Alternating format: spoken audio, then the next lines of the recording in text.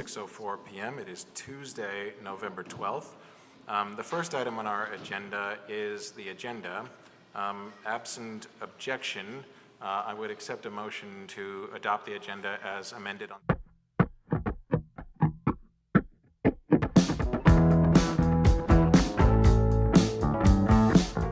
All in favor of that motion, please say aye. Aye. Any opposed? That carries unanimously, and we have our agenda. For clarification, that motion, among other things, did remove item 7.7 from our deliberative agenda, a resolution regarding charter change on the public safety tax rate. The second item on our agenda is public forum, which is scheduled for a time certain of 6:05 p.m. So we will go ahead and open public forum now. Under our council rules, we will first hear from Burlington residents here in City Hall, and then among those Burlington residents online. We will then repeat that process for non-Burlington residents, again, first any non-Burlington residents who have signed up to speak here in City Hall, and then anyone who is online. As a reminder, in order to participate in public forum online, our rule is that you need to have signed up at least an hour in advance through the City Council's website. I do see 3 individuals signed up online right now, and we will get to you momentarily. Each speaker, whether in person or online, will be provided 2 minutes to speak. When I call your name, if you're here in person, please come forward to the table, take a seat. The microphone there, you should be able to push a button on the microphone itself that will illuminate a green light there. Please speak directly into the microphone. They are pretty sensitive. For those online, I will let you know once you've been unmuted, and you'll be able to speak at that point. When providing comments, please direct them to me as the chair and not to any other individual. It is important that City Hall remain a safe place for those who serve, those in attendance, and those watching our meetings. The Council respects and values the diversity of opinions and perspectives on public issues. We ask, however, that all comments be free from individualized attacks, hate, harassment, obscenities, or other derogatory language about other people or groups based on any protected characteristic. We also ask that public comments please avoid conduct which is unreasonably loud, disruptive, or discourteous. If I interrupt a speaker at any point, it will be because I'm providing that speaker an opportunity to proceed in accordance with the rules as I've described them. If public comment nonetheless continues in violation of these rules, I would reserve the right to end that speaker's public comment at that point in time. So with that, we turn first to Burlington residents. The first Burlington resident we have signed up to speak is Bradley Grimard, who will be followed by Suzanne Sugar. So Bradley, if you could come here to the table, and then Suzanne will be on deck. Hello. Hello.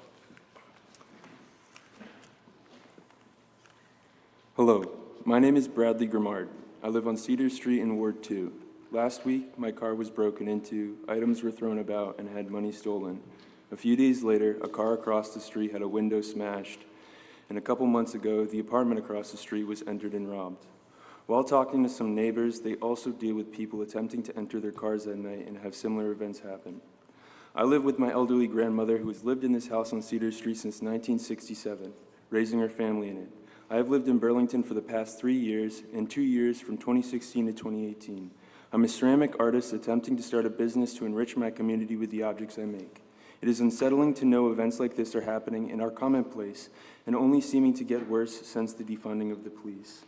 My grandmother and I don't have much, but we cherish what we do have. I don't think we should be tolerant of theft in our community.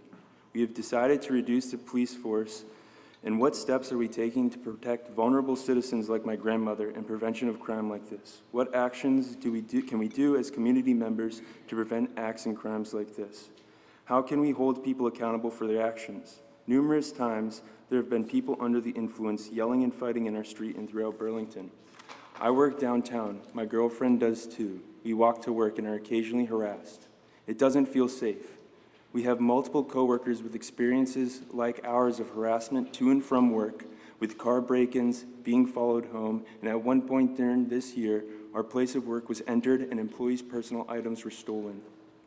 Since the reduction of the police, what are the steps that we are taking to protect Burlington citizens that just want the best for this place? These acts have a profound psychological effect on the community, creating a constant state of paranoia, stress, distrust, and fear, which echoes to surrounding communities. I sit here today and bring my perspective, experience to ask the questions: how can we do more to prevent acts like this? How can we hold people accountable? And at what cost are we willing to sacrifice the psychological health and the safety of our citizens and the community? Thank you. Thank you very much for being here. Our next speaker is Suzanne Sugar, who will be followed by David Marr.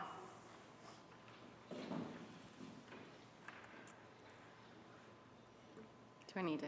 Oh. Hi, good evening. My name is Suzanne Sugar. I live in Ward 6. Item 7.7 brought me here, and I know the item has been withdrawn, yet I wanted to add my voice to the record because some voters may not remember the outcome of the recent March town meeting day election. The measure that passed in March specifically asked to add money for public safety to fire and police and passed with 71% of the vote. That's an overwhelming, across the aisle vote in favor of supporting our police and our fire department. It made no mention of the things that were potentially under consideration this evening. And I wanted to say that I find it personally unethical to bait and switch our community this way. That vote passed, and the residents were willing to break out their wallets to support our police and fire department. And yet, 6 months plus later, that need is wildly unmet, and the solutions being proposed are wildly non-directional, non-concrete, not happening, and things are escalating in our community. It's quite concerning. Recently, at the bottom of my block, I came across an entire drug scenario of like the arm thing, the whole thing. It was just really troubling. That measure passed for public safety, and I would like us to consider other solutions that support our police and fire department. There were a lot of recent election results that came out, obviously, in the last week, but one in particular I'd like to draw attention to this city council was the city of Portland.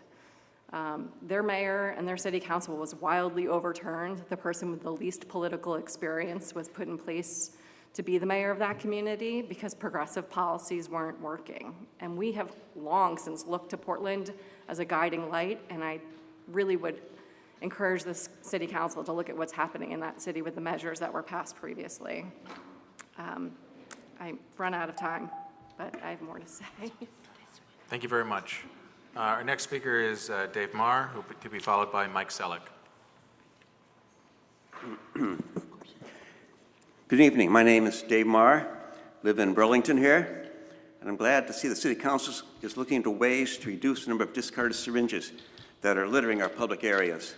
But I think the solution is simple. We need to operate the needle exchange program like an exchange program and not a needle handout program.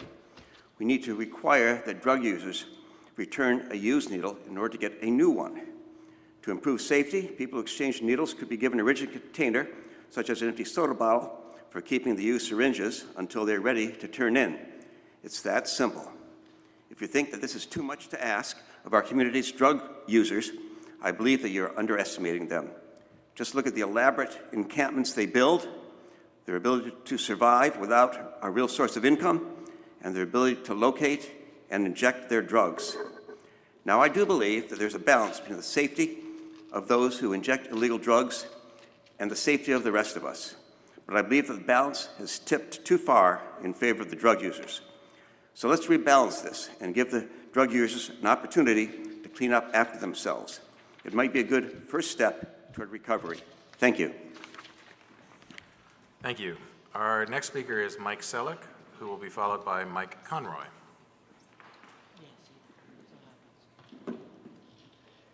Hello, my name is Mike Selleck, and I work at National Harm Reduction Coalition, and I live in Burlington, Vermont. I'm here today to lodge my displeasure at the recent unanimous vote by this body on studying the efficacy of syringe service programs, or SSPs. SSPs have existed in the U.S. for over 30 years, and in this city for almost 25 years. These programs have been studied extensively, and there are countless peer-reviewed studies to show that these reduce HIV, hepatitis C, get people into more treatment, as well as many other things, and they do this all while being cost-effective. I understand that people are concerned about discarded syringes as a public health risk, but this risk is actually much lower than most people assume. In fact, there has never been a documented case of HIV transmission in the United States due to a needle stick injury from a discarded syringe. SSPs reduce the incidence of HIV in the community, which also makes syringe litter less dangerous.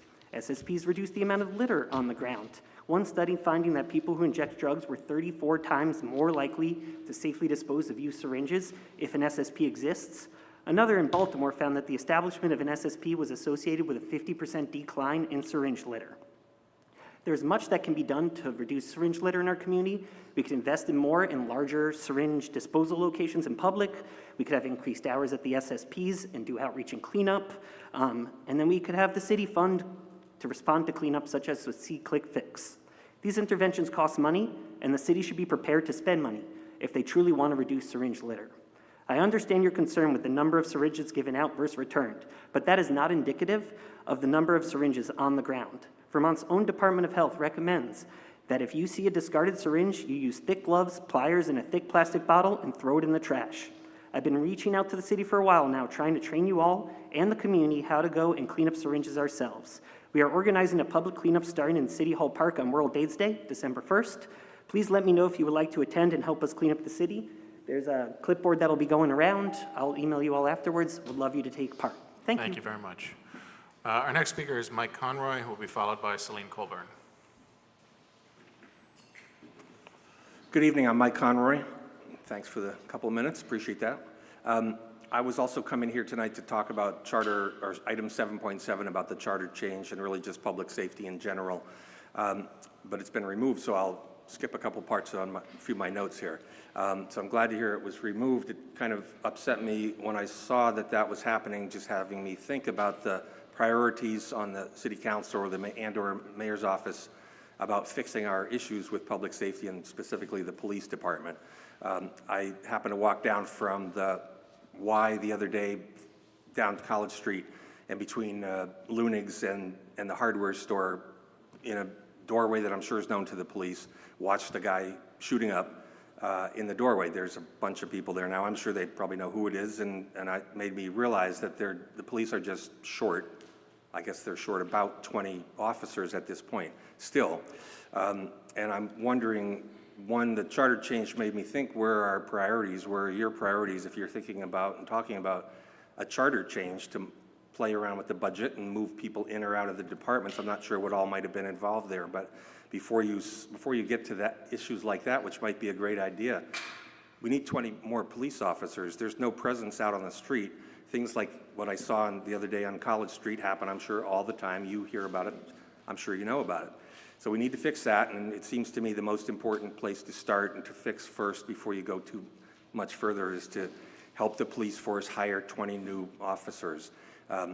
Just as for example, if you go to the city's website and you go down, there's a button that says jobs. I went there today just to see how much of a priority is it to get police officers hired, and that will take you to a website. The police officers list for jobs at the city is the 10th job listed on your website, our website. So a couple things you probably could do, and there's probably more than that, but I hope you put your attention on that first, though. Thank you. Thank you very much. Our next speaker is Celine Colburn, to be followed by Robert Bristow Johnson. Thank you. I'm here to express concerns about the resolution this body recently passed directing the Board of Health to investigate the issue of syringe litter and the effectiveness of syringe service programs. There is little to no evidence that warrants this degree of conflation between syringe service programs and discarded syringes and needles. The effectiveness of syringe service programs has been studied for decades across continents in scientific peer-reviewed literature. I'll quote directly from the U.S. Centers for Disease Control, who note, nearly 30 years of research has shown that comprehensive SSPs are safe, effective, and cost-saving, do not increase illegal drug use or crime, and play an important role in reducing the transmission of viral hepatitis, HIV, and other infections. Research shows that new users of SSPs are 5 times more likely to enter drug treatment and about 3 times more likely to stop using drugs than those who don't use the programs. SSPs that provide naloxone also help decrease opioid overdose deaths. SSPs protect the public and first responders by facilitating the safe disposal of used needles and syringes. While I applaud the council's desire to help with these cleanup efforts, I believe that our community's resources are not well spent in scrutiny of our SSPs or the assertion that their so-called unintended impacts are a cause for investigation. Having an SSP will prevent us from having an HIV outbreak like Indiana experienced a decade ago, and will ensure that when we do find needles in our community, they're far less likely to present a risk of infectious disease. Back in 2014, the Board of Health and the Public Safety Committee of the Council did conduct a study about syringe litter, and I will email that study to all of you. We recommended a number of things, none of which included calling into question the effectiveness of our syringe service programs. So there's lots of solutions still on the table from a decade ago, and I'll be happy to share them with you. Thank you very much. We have 3 additional Burlington residents signed up. Our next speaker is Robert Bristow Johnson, who will be followed by Sandy Baird, who will be followed by Todd DeLuca. We will then turn online. Robert? So I'm here to talk about redistricting number 7.6 on the agenda. And I'm pretty much for this charter change, as long as it's just about nudging lines around and not a structural change to our city council and the ward district system. That takes more deliberation, in my opinion. But the main thing that I wanted to discuss is that is next time we're really considering this, and I'm going to be 76 years old when that happens, that we need to really pay attention to what's happening from the state, especially when they give to our Board of Civil Authority their proposed map for our state legislative districts. We weren't doing that, and we dropped the ball. As a result, our state rep lines were drawn by Sarah Copeland-Hansis and Mike McCarthy, 2 perfectly fine people, but they don't live in Burlington.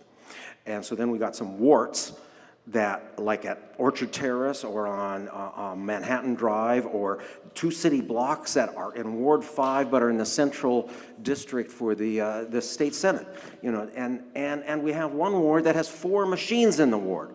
That's just kind of almost inexcusable. And so when we draw the city lines after the state kind of carved those lines into stone, we should be thinking about where those state lines are, draw the city lines in such a way so that at least we can avoid the 4 machines in Ward 3 because we didn't really get our act together. So that's all I wanted to say. Thank you. Thank you, Robert. Our next speaker is Sandy Baird, who will be followed by Todd DeLuca.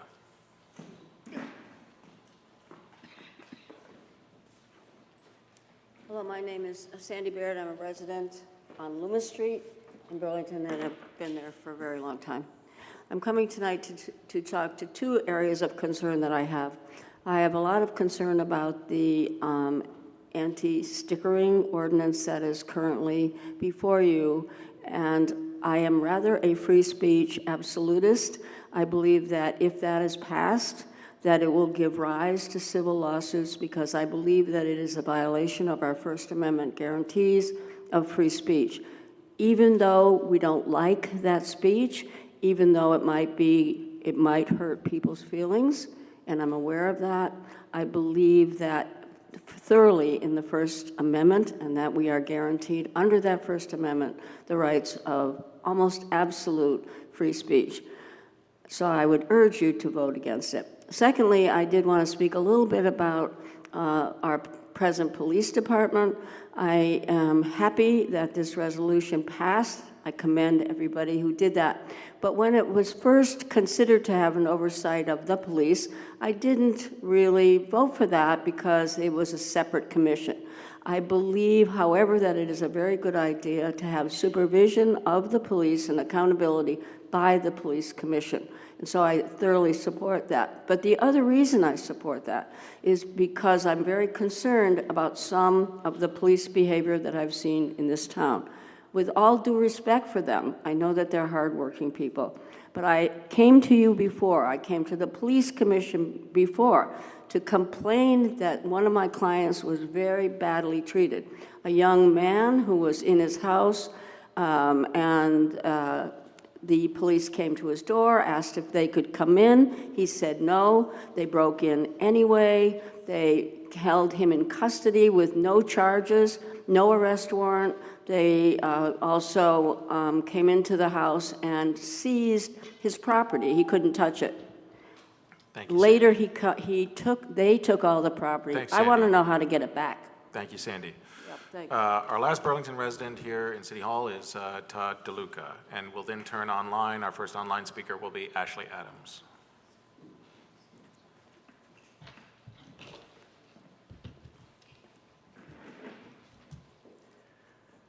Hi, I'm Todd DeLuca from Ward 4. It's good to see you, councilors, mayor.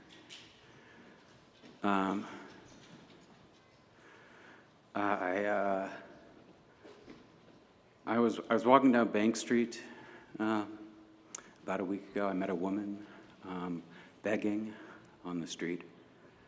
I'm just going to call her V. You know, she asked for everything. I said no to everything. She showed me her where she'd been. Said she'd been beaten on her face. And the next morning, we met again on Main Street, and same thing. She showed me where she'd been beaten on the other side of her face. People told me things about her, but one thing I heard was that she was a drug user. And I saw her that night on a bench on City Hall Park across from your parking spot, Mayor. I felt like maybe she was conning me, maybe she wasn't. She seemed hurt, and she needed an escort to Lower Church Street. And I took her there, and then the next morning, she found me in front of City Hall. She fled to me before the police arrested her. Something maybe to do with a knife and an axe. I don't know what's going on in our city right now, but I see a lot. And I just want to say a prayer for the women who are suffering. Thank you, Todd. We will now turn online, and I'm going to go ahead and try to get a timer online in ways that we've struggled a little bit here in the past. Let's see here. Okay. Hi, can you hear me? Yes, and just if you could go, just wait one moment, Ashley. Why don't you go ahead and speak? You should be able to go ahead, and I will start the timer. You should be able to see it on the screen now. Thank you. I do, yeah, thank you very much. Good evening, Ashley Adams. I'm a Burlington resident, a mom, a business owner, and an environmental activist with Stop Vermont Biomass. It's incredibly disheartening that Burlington continues to operate the largest single source of climate pollution in the state of Vermont, the McNeil Biomass Plant. Putting Darren Springer and Burlington Electric, the entity that operates that plant, in charge of climate policy, in spite of the astonishing conflict of interest, was and continues to be an outrage. Here are just a few of the unsurprising results of putting the fox in charge of the hen house. McNeil, a plant that we don't need and can't afford, burns whole chipped trees from our forests. It's allowed to continue operating, unleashing 400,000 tons of carbon pollution annually into our atmosphere, causing immediate irreversible harm to our climate and our ecosystem, removing the very trees that we desperately need to draw down carbon from the atmosphere, support biodiversity, clean our air and water, and protect us from deadly floods, and losing millions of dollars in the process. Burlington Electric's website remains steeped in lies and misleading information, including the preposterous claim of zero carbon emissions from wood combustion. Burlington's joke of a climate action plan, the net zero roadmap, does not count carbon emissions from burning wood at McNeil and also ignores flights at the airport. The rest of the world knows that we need to reduce greenhouse gas pollution from all sources. I urge you to retire McNeil now. Climate scientists came here over a year ago and told you this very thing, and I ask that you remove climate policy from Burlington Electric and place it in the hands of a different department with a mechanism for public oversight. Thank you so much for your time. Thank you very much. Our next speaker will be Evan Gould, who will be followed by Sharon Busher online.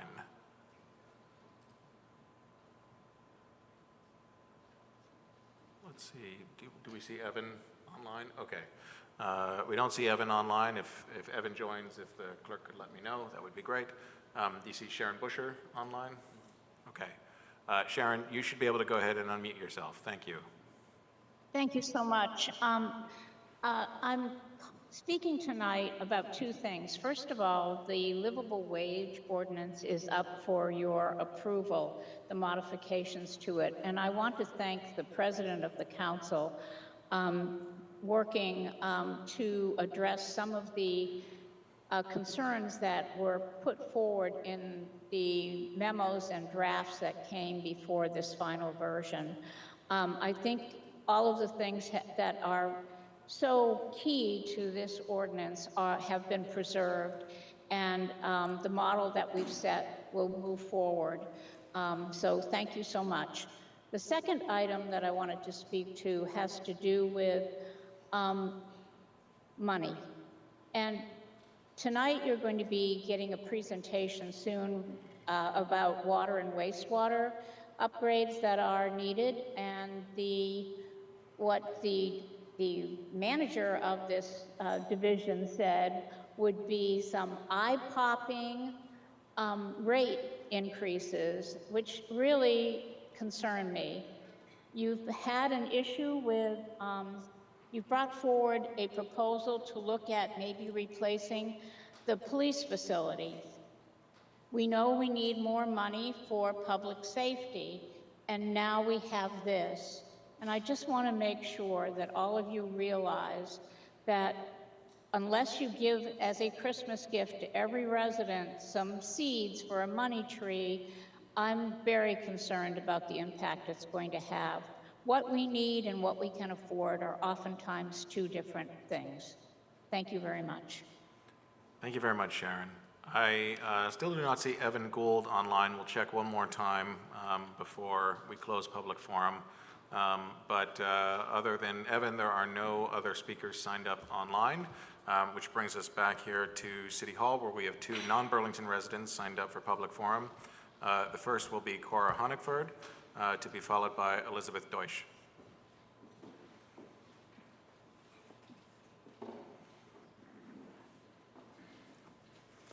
Hello, everyone. My name is Cora. I live in Heinsberg, but I work locally in harm reduction, and I am here to speak in support of SSPs, overdose prevention centers, and other evidence-based mitigation efforts for substance use. I do not think that it is a productive thing to study whether or not SSPs are evidence-based, because they are. We know from decades of research that they are.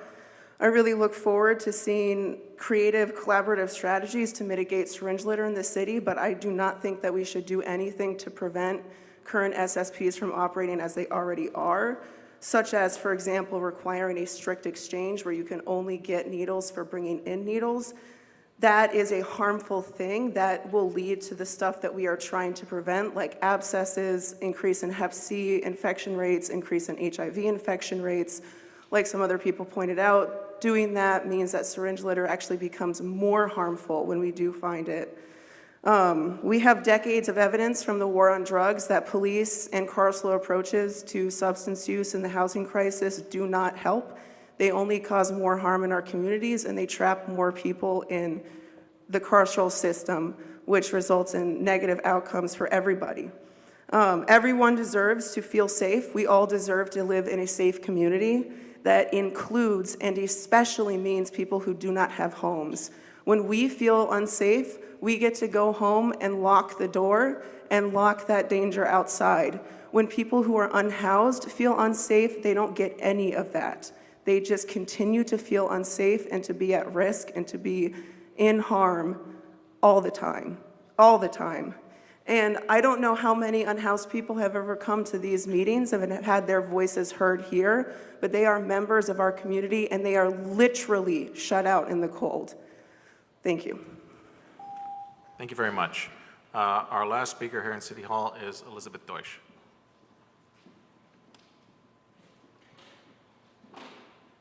Good evening. My name's Elizabeth Deutsch. I'm a registered nurse with over 28 years of experience. My primary experience has been in emergency departments, HIV and AIDS, and unhoused people. I am here to speak out. Thank you, sorry. I am here to speak out in support of needle exchange programs. I find the idea that you are going to readdress the decades of evidence-based research to be ludicrous. How are you justifying the fact that we have time and time again seen that needle exchange programs increase the likelihood of people moving away from chaotic drug use? Our UVMMC emergency department cannot handle more people coming in with abscesses. A single HIV infection will cost over a person's lifetime in excess of $350,000. A single prevented HIV infection will save over $350,000. And yet you are moving towards a Mike Pence attitude towards creating an HIV explosion by moving away from needle exchange and harm reduction towards what they saw in Indianapolis in Indiana. It is regressive, punitive, and not evidence-based. And I see no reason why the city would move in that direction. We have, and that doesn't even include hepatitis C. The number of people who will be harmed by this is astronomical. And I am disappointed that that was your unanimous resolution. Thank you. Thank you very much. There was one other person signed up for public comment, Evan Gould. I'm checking the participant list online again. Evan, I do not see you. If you're here under a different name, if you could please raise your hand.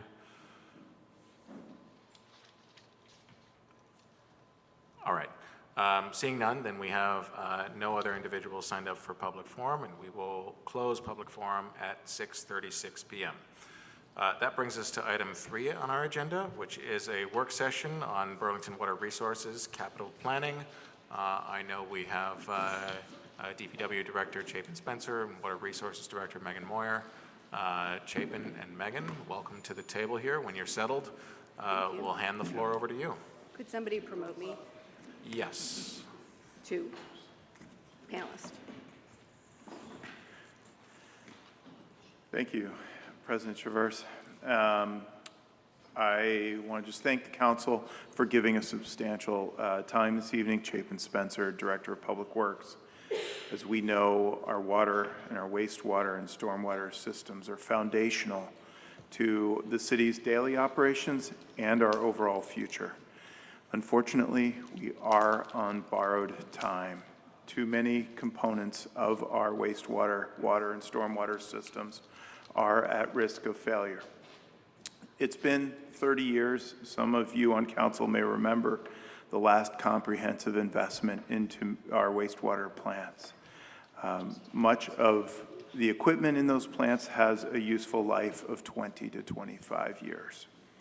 Additionally, on our drinking water side, we need to shore up our investment in our system to reliably serve Vermont's only Level 1 trauma center and the hill neighborhoods that are served from the high elevation service. Tonight's update and the plan you're about to see have been years in the making. Our team of engineers, our wastewater and drinking water professionals have been working for decades to keep the city's plants and systems working while in their aged condition. Now, with working with industry consultants, we have helped guide the design and the next phase of investment that our critical water resources facilities need. Beach closures, permit violations, and deteriorating water quality are the result of inaction. Regrettably, there are no easy options here, only hard decisions. Tonight, we'll be sharing information about the stark reality of our infrastructure, the cost to upgrade, which is in excess of $200 million for both in total for the lake bond and the water bond. We're right now in the midst of a public education effort. We are meeting with the NPAs. We're doing plant tours and public briefings like tonight. We need your questions, your feedback, your insights as we move forward. Let me be clear, DPW understands that this is not the only hurdle that Burlington faces today. Division Director Megan Moyer and myself will continue to be collaborative partners to work with you to figure out the best path forward. Division Director Megan Moore will introduce our team, run through an action-packed, dense presentation here, and make sure we leave 30 minutes for substantive back and forth with the council. Thank you for your time tonight. Thank you. Thank you, Chapin. I really appreciate you laying the groundwork for the hard but really important topics that we're going to cover tonight. And also thank you to the counselors for giving us so much time. We look forward to this conversation and hopefully additional conversations as we bring you up to speed with all the work that's been happening. Quickly, I just want to introduce a couple of my teammates. Martin Lee, our Water Resources Engineering Manager, and he's the project manager for the wastewater treatment plant upgrades project. Matt Dow, he is the wastewater facilities manager. He oversees everything about wastewater. We also have Jenny Oster here, who is the lead consulting engineer for the wastewater treatment plant project and has been a great addition to our whole process. Lots of other people behind the scenes, but with that, I'm going to get into it because there's a lot of material. I would prefer to take questions at the end, and we probably you will have more questions than we have time for, and I just want to extend to each of you my time at any point in the day or night to go over any of this material so we can answer your questions. Okay? The good news is that we've gotten a lot of work done since the last time that the voters gave us money. With the money that we borrowed or got a authorization for in 2016, we have relined or replaced over 9.29 miles of water main. That's what water mains look like on the top before we're getting into them, and that's what they look like after we've relined them. We've also spent the vast majority of the 2018 bond money that the voters gave us authorization for. We've actually invested with approximately $31 million, even though we only had $30 million of authorization, and that's because of the $3.23 million in grants and subsidy awards that we've gotten. We have about 1.7 left. When all of the projects that are currently underway are done, and we're going to leave that in contingency right now for outfall projects and also towards the Pine Street CSO reduction project. With that money, we have also replaced significant number of miles of sewer and storm main. We've built green stormwater infrastructure. Specifically, we've upgraded and replaced the systems that failed in 2018 and led to lots of beach closures. And we will have invested to date $21.3 million. The good news is that you can see our risk scores. So when we look at consequence of failure and likelihood of failure, and we looked at our report card in 2018, it wasn't a great report card. Most things were in the C, D, or F category. With the investments that we're making, we're certainly seeing improvements in our report card, but you can see that there are still, there are still lots of things in that C, D, and F category that we really need to address. So why am I asking you for more money? Why is our team asking you for more money? At the end of the day, we need this investment to provide reliable and sustainable drinking water, wastewater, and stormwater services, not only to the current Burlington, but also to the future Burlington. We have to replace aged infrastructure that is at significant risk of failure. We need to ensure that there's sufficient capacity for the housing and other growth that we all desire and we know Burlington needs. We are constantly fighting against the need for more resiliency against climate change. And at the end of the day, some of these upgrades come down to addressing significant safety and code upgrades that we need to pertain and retain our wastewater workers. As I mentioned, when we look at that report card, over 50% of our systems are at a C- grade or worse. The other major reason, to protect our beautiful lake. And we need to do that by meeting or exceeding our water quality improvement requirements.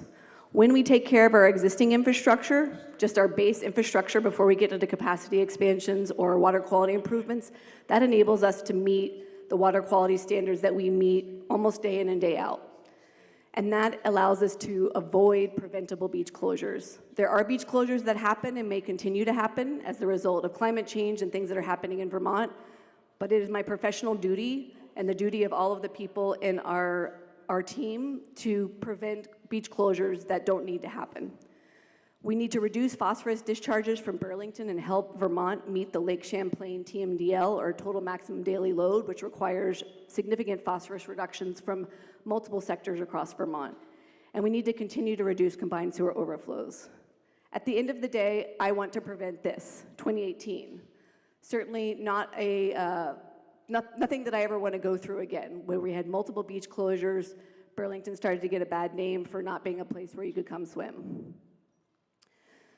I'm not going to go into all of the projects that we have that go into the cost estimates, but I'm going to highlight a few. In the drinking water side, we're going to spend a little time talking about the Reservoir Improvements Project. On the wastewater side, we're going to spend a lot of time talking about the wastewater treatment plants, because that is the vast majority of the cost that we need to invest. I do want to note, because I think it'll come up later, that we are phasing things out. We are not asking for the total amount that we ultimately would need to completely and fully revamp the wastewater treatment plants. We are just focusing on stage 1 and stage 2, and stage 3 would be at a later date. We are going to talk about the North Plant River siphon replacements, the pipe that broke in the river last year that we have repaired, and we would like to not have it fail again. And there are a small number of stormwater projects in our list, but we don't have time to go through those, but I'm happy to go through any of those at a later date.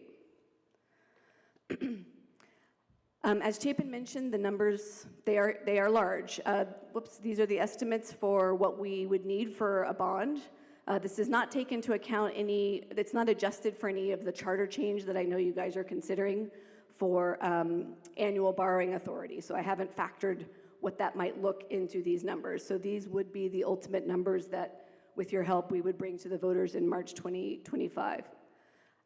There's lots of different things that will go into the final cost determination. Whether we get some of these answers before the bond vote or not, I can't say, because a lot of them rely on determination of funding streams for other types of projects like transportation projects, congressionally delegated spending grants that we're on the list for, but I don't know if we're going to receive, and so on and so forth.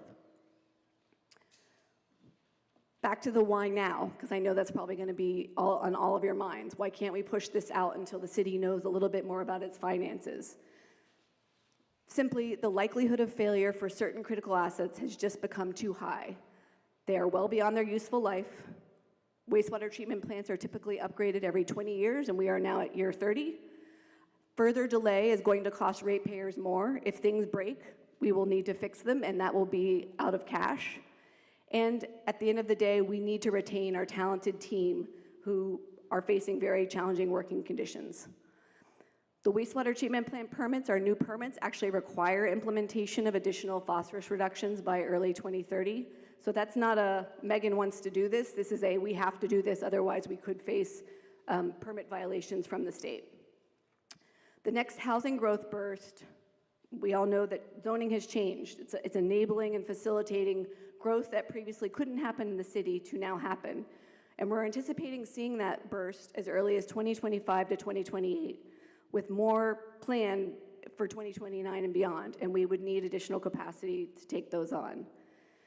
And why now? Why not earlier?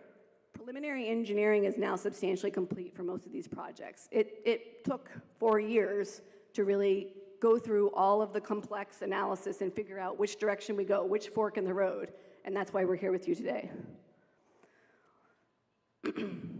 So on the wastewater treatment plants, hopefully most of you know that we have 3 wastewater treatment plants, a small one on Riverside called East Plant, one at the end of North Ave, North Plant, and then our largest facility, Maine Wastewater. And you can see from the dates here that they have been upgraded every 20 years. The focus for what we're trying to do with this upgrade, there's five main goals: resiliency, so making sure things can still work no matter what Mother Nature throws at us; environmental or water quality improvements; the capacity improvements that I talked about to sustain or to accommodate growth within the community; work safety; and of course, the thing that most people care about with the wastewater treatment plant, making it smell just a little bit better. Kind of gone over this before. This is just, again, the report card of where our systems land in a grading scheme. And keeping things at this condition is going to keep Burlington at risk of wastewater treatment failures and preventable beach closures. On the phosphorus side, under our current treatment, this is our phosphorus discharge. The Vermont Lake mandate requires us to get to this level. We did a pilot study and we looked at 3 different technologies, and we actually picked the one that was the least capital cost and least O&M cost, but actually had the best performance, which gets us down to this average level. The reason why we need to get lower than the target is that this is an annual average, and with climate change and with the influences of wet weather on our treatment system, we will see fluctuations, and so we actually need to have a little bit of a buffer. On the growth side, I'm not going to go into super detail, but happy to go over this slide with any of you at a later date.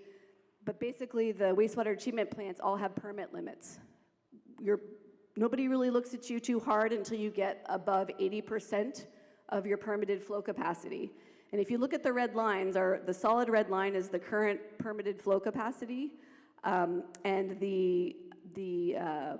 of main plant, and the dotted line is the 80% permit limit.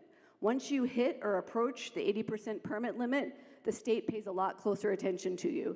And if you start having permit violations when you're over 80%, there could be issues with accepting new growth, and that's not something that Burlington needs to sustain. The many other benefits, east to main plant consolidation, which I'll talk about briefly because it's an important alternative, engineered safety improvements, and then those odor reduction efforts at main plant, which I can also go into additional detail on. On the east plant consolidation, we have 3 plants. We're a small community. Why do we have 3 plants? Does it make sense to have 3 plants? We think no, and apparently in the 1990s, they also thought no, but didn't pursue one of the options that we actually think makes a lot of sense financially for the city, which is consolidating east plant's flow to main plant. It basically turns east plant into a pump station instead of a wastewater treatment plant with all of its complex systems, and then pumps the flow. These are some of the alternatives of how we would pump the flow all the way to main plant. Now, interestingly, to rebuild east plant, which we would have to do if we don't turn it into a pump station, would cost us, we estimate, between $28 to $32 million. Consolidating it, turning it into a pump station and pumping it, and laying all that new pipe, which may actually help us with some of the areas where we already need new pipe, is $31 million. Moreover, it saves ratepayers up to $30 million over a 50-year time period because we don't have to keep upgrading it over and over again as a treatment plant.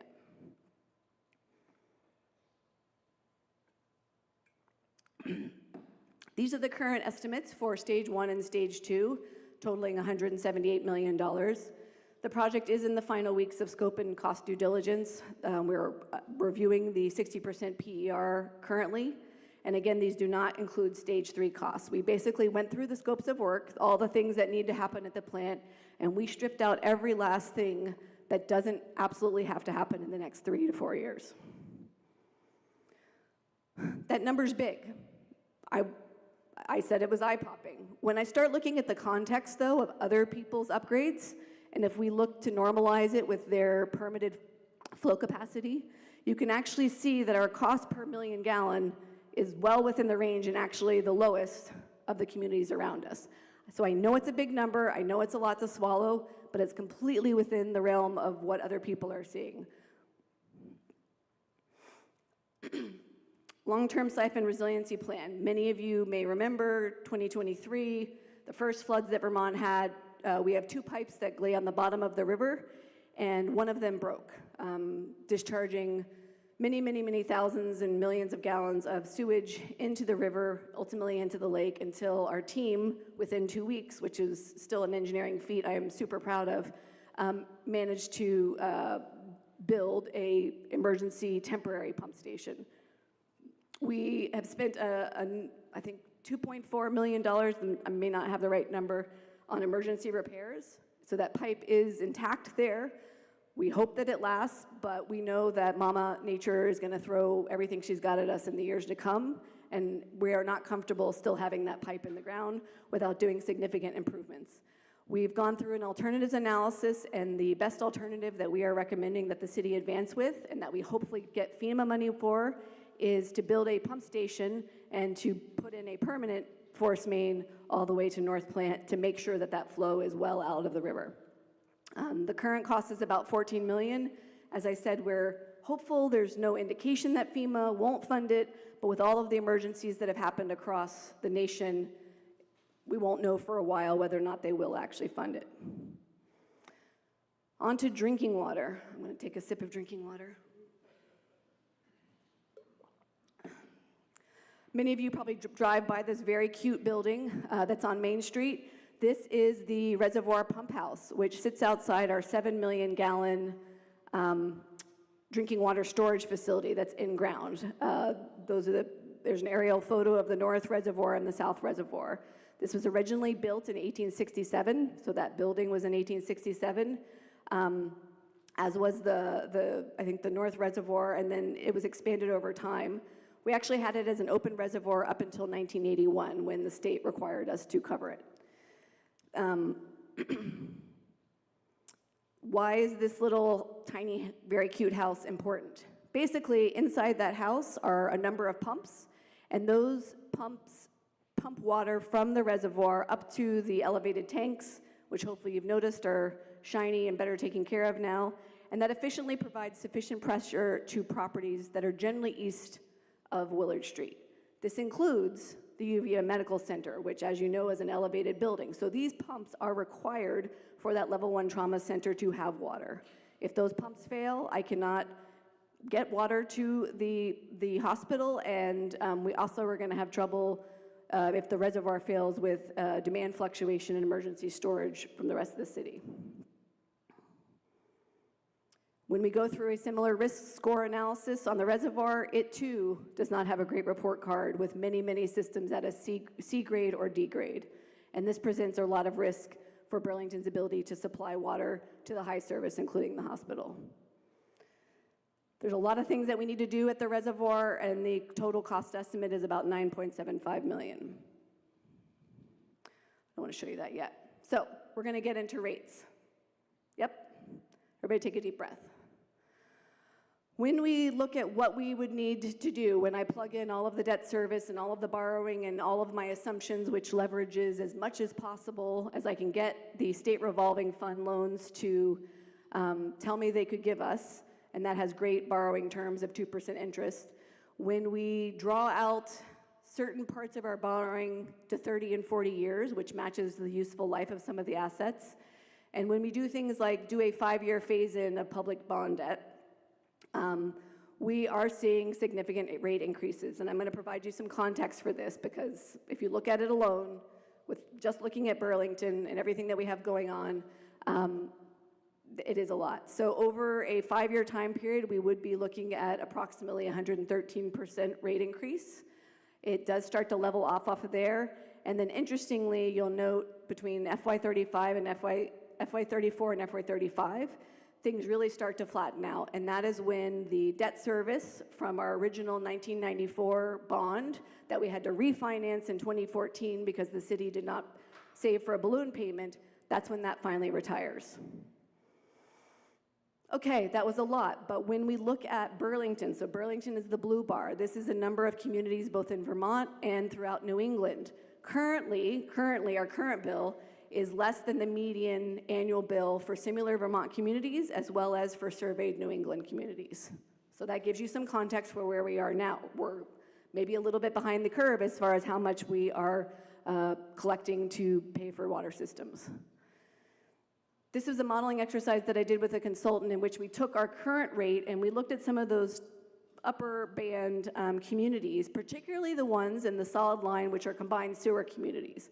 Combined sewer communities typically have more costs than other communities that may have separated storm sewer systems. That's how we're built. We've done what we can to separate them, but it is a very expensive endeavor. And when we look at applying a 4% rate increase to other communities, you see that we basically catch up and start to then be on par with them. There's lots of stuff that we can do together to mitigate the impact of the bills. I'm planning as early as tomorrow to be calling the Vermont State Revolving Fund folks to really talk to them about the need to finance more of our need than what we already have in our model. We need to evaluate the feasibility of WIFIA, which is a federal program. Lots and lots of paperwork. It probably will kill me, but we think that there could be lower rates and more flexible terms. We need to pursue any and all grant funding. We've already done that with a congressionally delegated spending, and we are actively working on the community change grant with the EPA. There are things we can do to our rate, restructuring and creating a tiered sewer usage structure for residential customers, but we need to talk about the fact that that is going to increase bill impacts for other types of customers. And as new users connect, these ones that we're planning on, that's why we're building this bigger system, that's going to be incorporated into the model, and we'll end up reducing rates in the future when people connect. Affordability. My team, we have a ton of ideas about additional enhancements to our affordability program. I think Burlington was the first, I believe it's the first community to actually set up a water resources affordability program with your help in 2021. We are going to need to do more. For qualified customers, those who are already at that very, very low income level, we are looking at expanding the discount to the stormwater portion of the fee. We also could, with your direction, expand the discount to the volumetric portions of the rate. One of the things we're really excited about, but we have a lot more work to do, is the ability to offer a water resources credit equal to the WRAP discount on the electric bill for users who qualify for BED's Energy Assistance Program. This is something that we learned that Seattle Public Utilities is doing, and is a way to mitigate the impact of water increased rates on rents. And then there's another number of other programs that we would love to talk with you about. As Chapin mentioned, we are on a big tour. Lots of babysitter dollars are being spent, so I can get to all of these night meetings, but it is my pleasure because this is such an important conversation. We are planning on coming back to you in December, where we hopefully, with your blessing, will have worked with the TUC to look at some of those affordability program enhancements and also other rate mitigation. And we are also in January, hope to be coming back to you to ask for your approval to put it on the March ballot. At that time, we should have an initial third-party review complete. So not a detailed third-party review, but at least another set of engineering eyes who have taken a look at the PER, the preliminary engineering report, and can give you their thumbs up, their approval for the direction that we're going. The questions we have for you, before you have our questions, I think I'm doing okay on time, aren't I? Okay. Should we include bond capacity for the siphon replacement? Or should we go ahead and assume that FEMA is in fact going to fund that project? Because that could be something that could come out. We would like your thoughts and agreement and support, ideally, for the East Plant consolidation alternative. We want to check in that you all believe that the TUC is the proper forum to kind of go through those additional affordability program enhancements, or if you'd like to see a different process.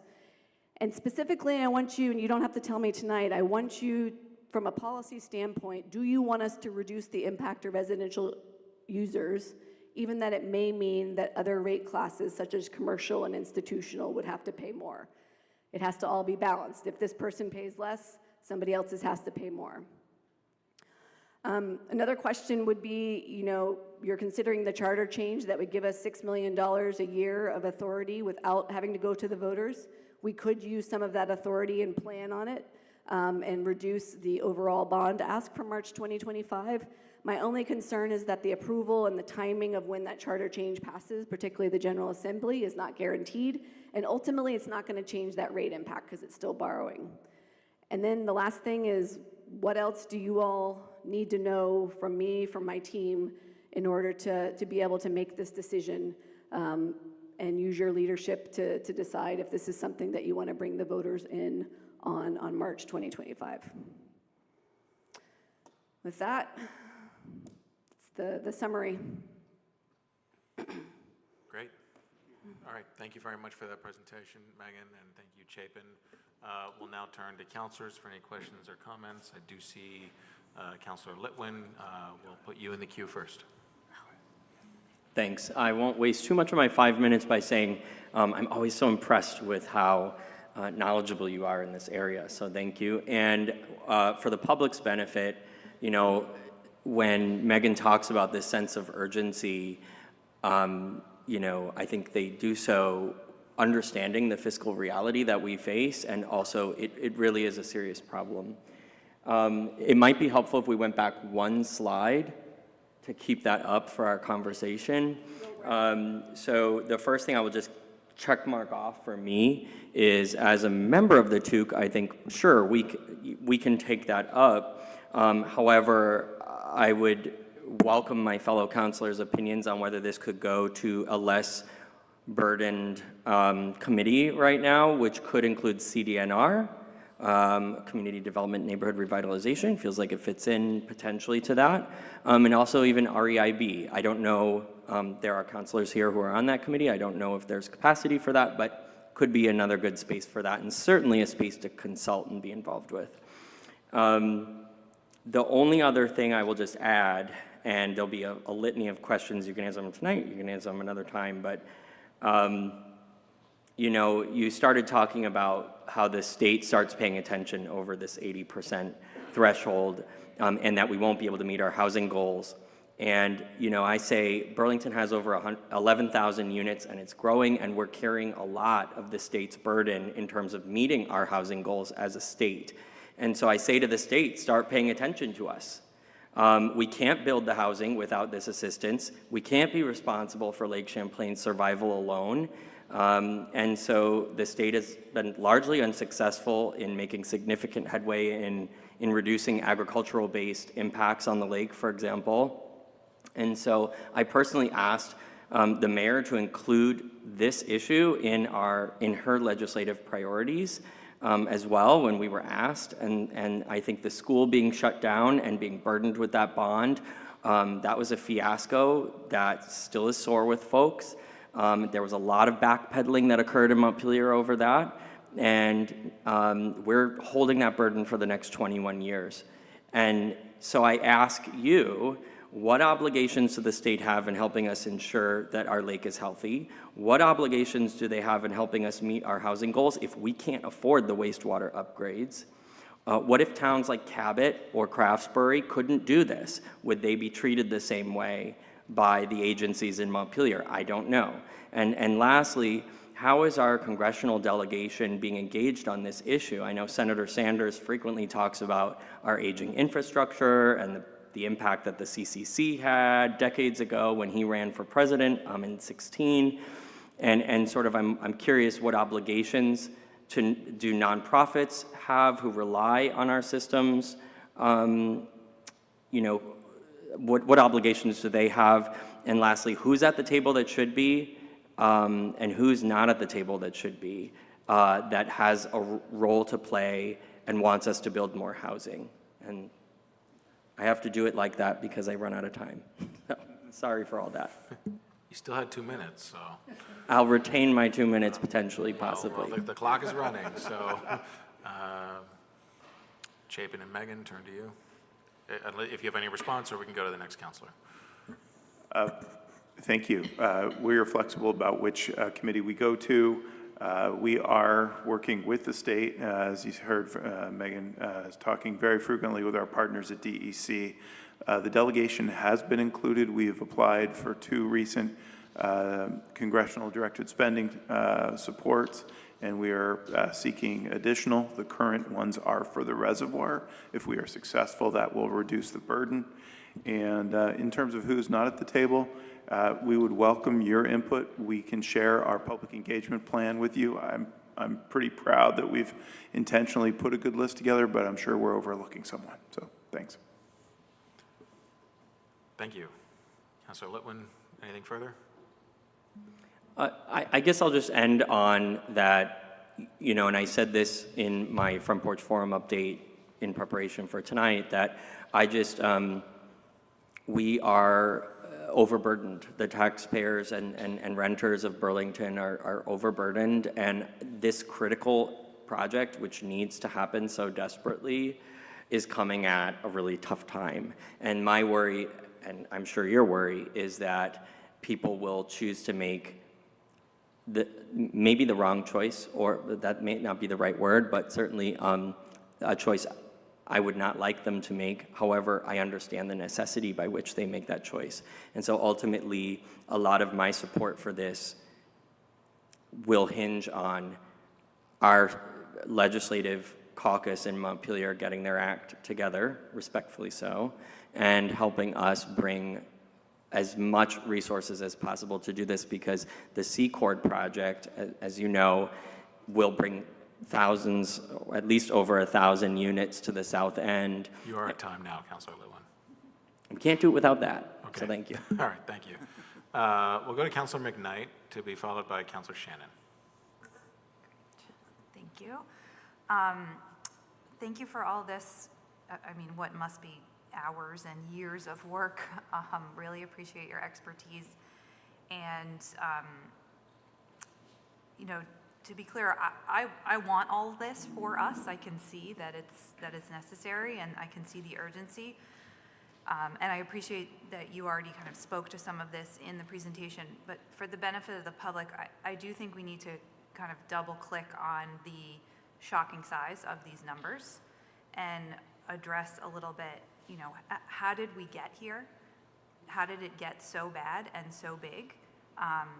And, you know, it just feels like so many requests that come out of DPW are all urgent and all cost tens, 50s, hundreds of millions of dollars.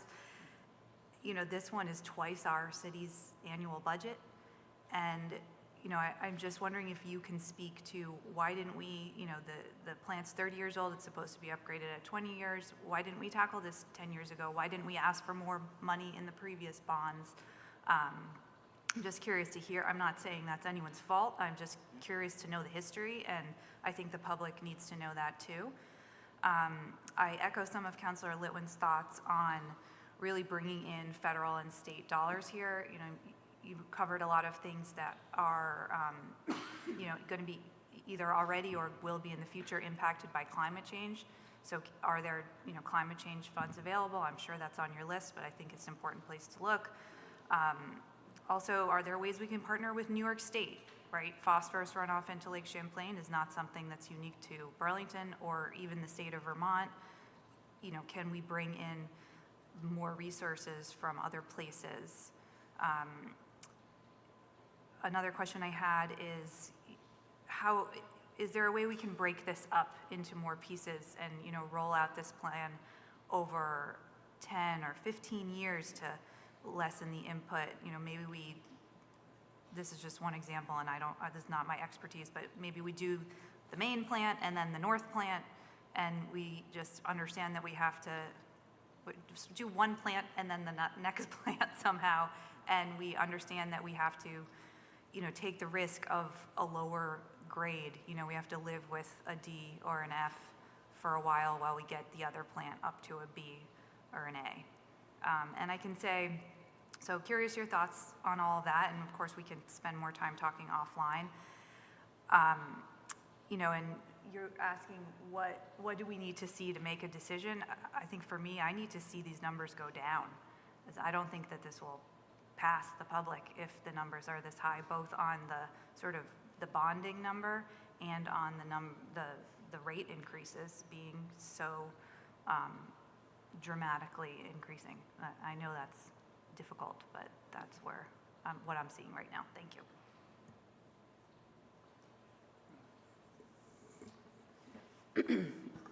Sure. Well, I think I might pass the history question back to Chapin.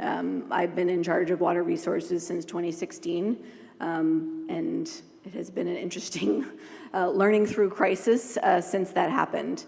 So I will pass that one back on to him. To your question about the Lake Champlain, New York does have its own Lake Champlain TMDL, and pretty much everybody in the basin has to do so much because the ratio of the land area to the size of the lake is very different compared to all other lake bodies. So it already has a propensity towards eutrophication, which is that increased nutrient removal. So I'm not as familiar with the New York side, but I know that everybody is having to do things across the board in agriculture, wastewater treatment plants.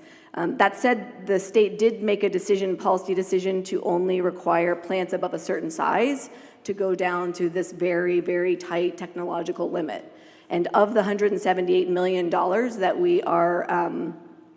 we're looking for the wastewater treatment plants, about 30 million of that is for that phosphorus removal. So it isn't an insubstantial number. It's certainly some of the fuel for my fire when I go to the state to ask for additional money. On the question of pushing off North Plant, it's a good one.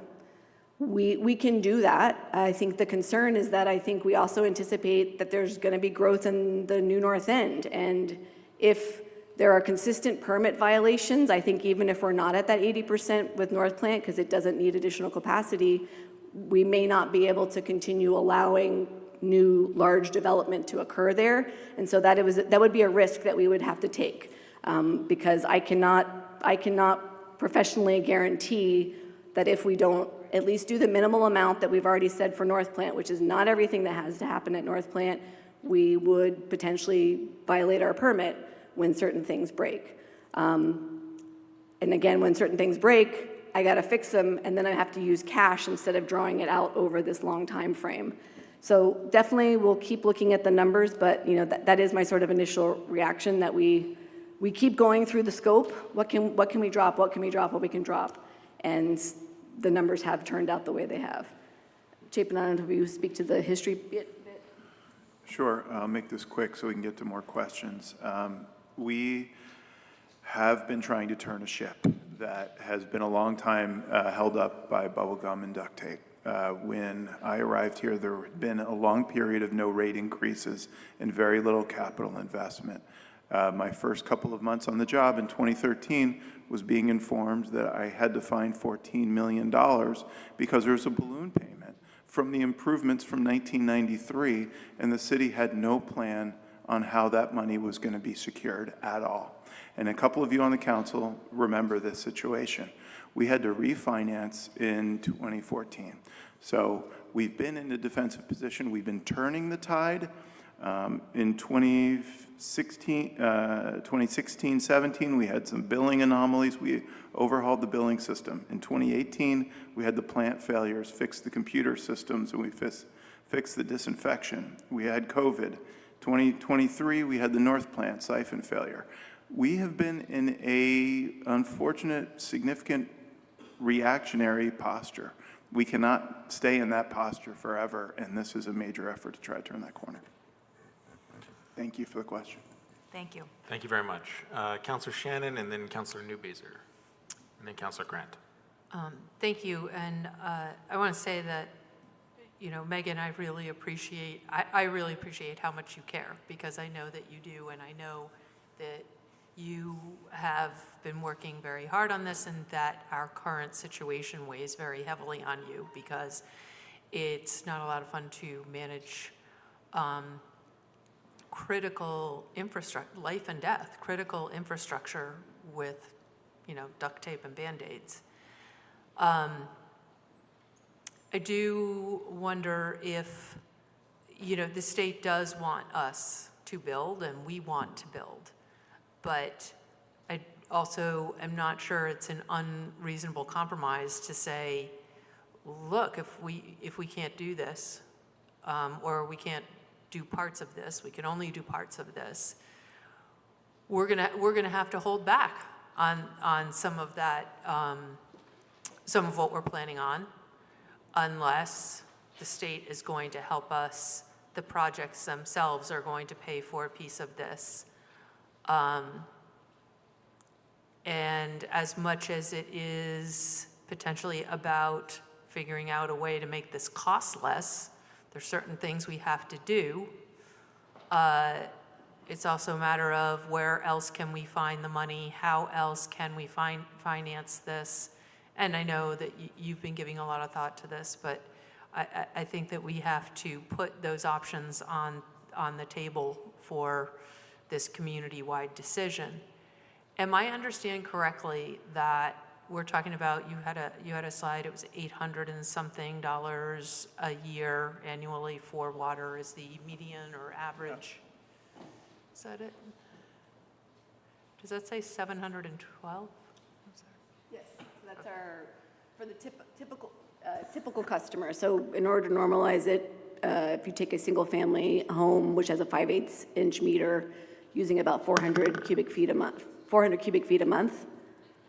turns into 712. Okay, I thought there was one that said 800 something, but in any case. That's the median It's going annual. up 100, the Yes. bigger point is, it's going up 113%. Yes. In what time frame was that? That's about a 5-year time frame. So from FY25 to FY30, we would be. And it could be just, it could be that unit, that residential unit is doubling plus a little, up to around $1,600 a year for water, from $700 to $800 a year. Or it could be that other users take more of the burden, but that also, I know we've been doing that. We have already been putting more of the burden on those larger users, right? So proportionally, we're kind of already proportionally weighting things.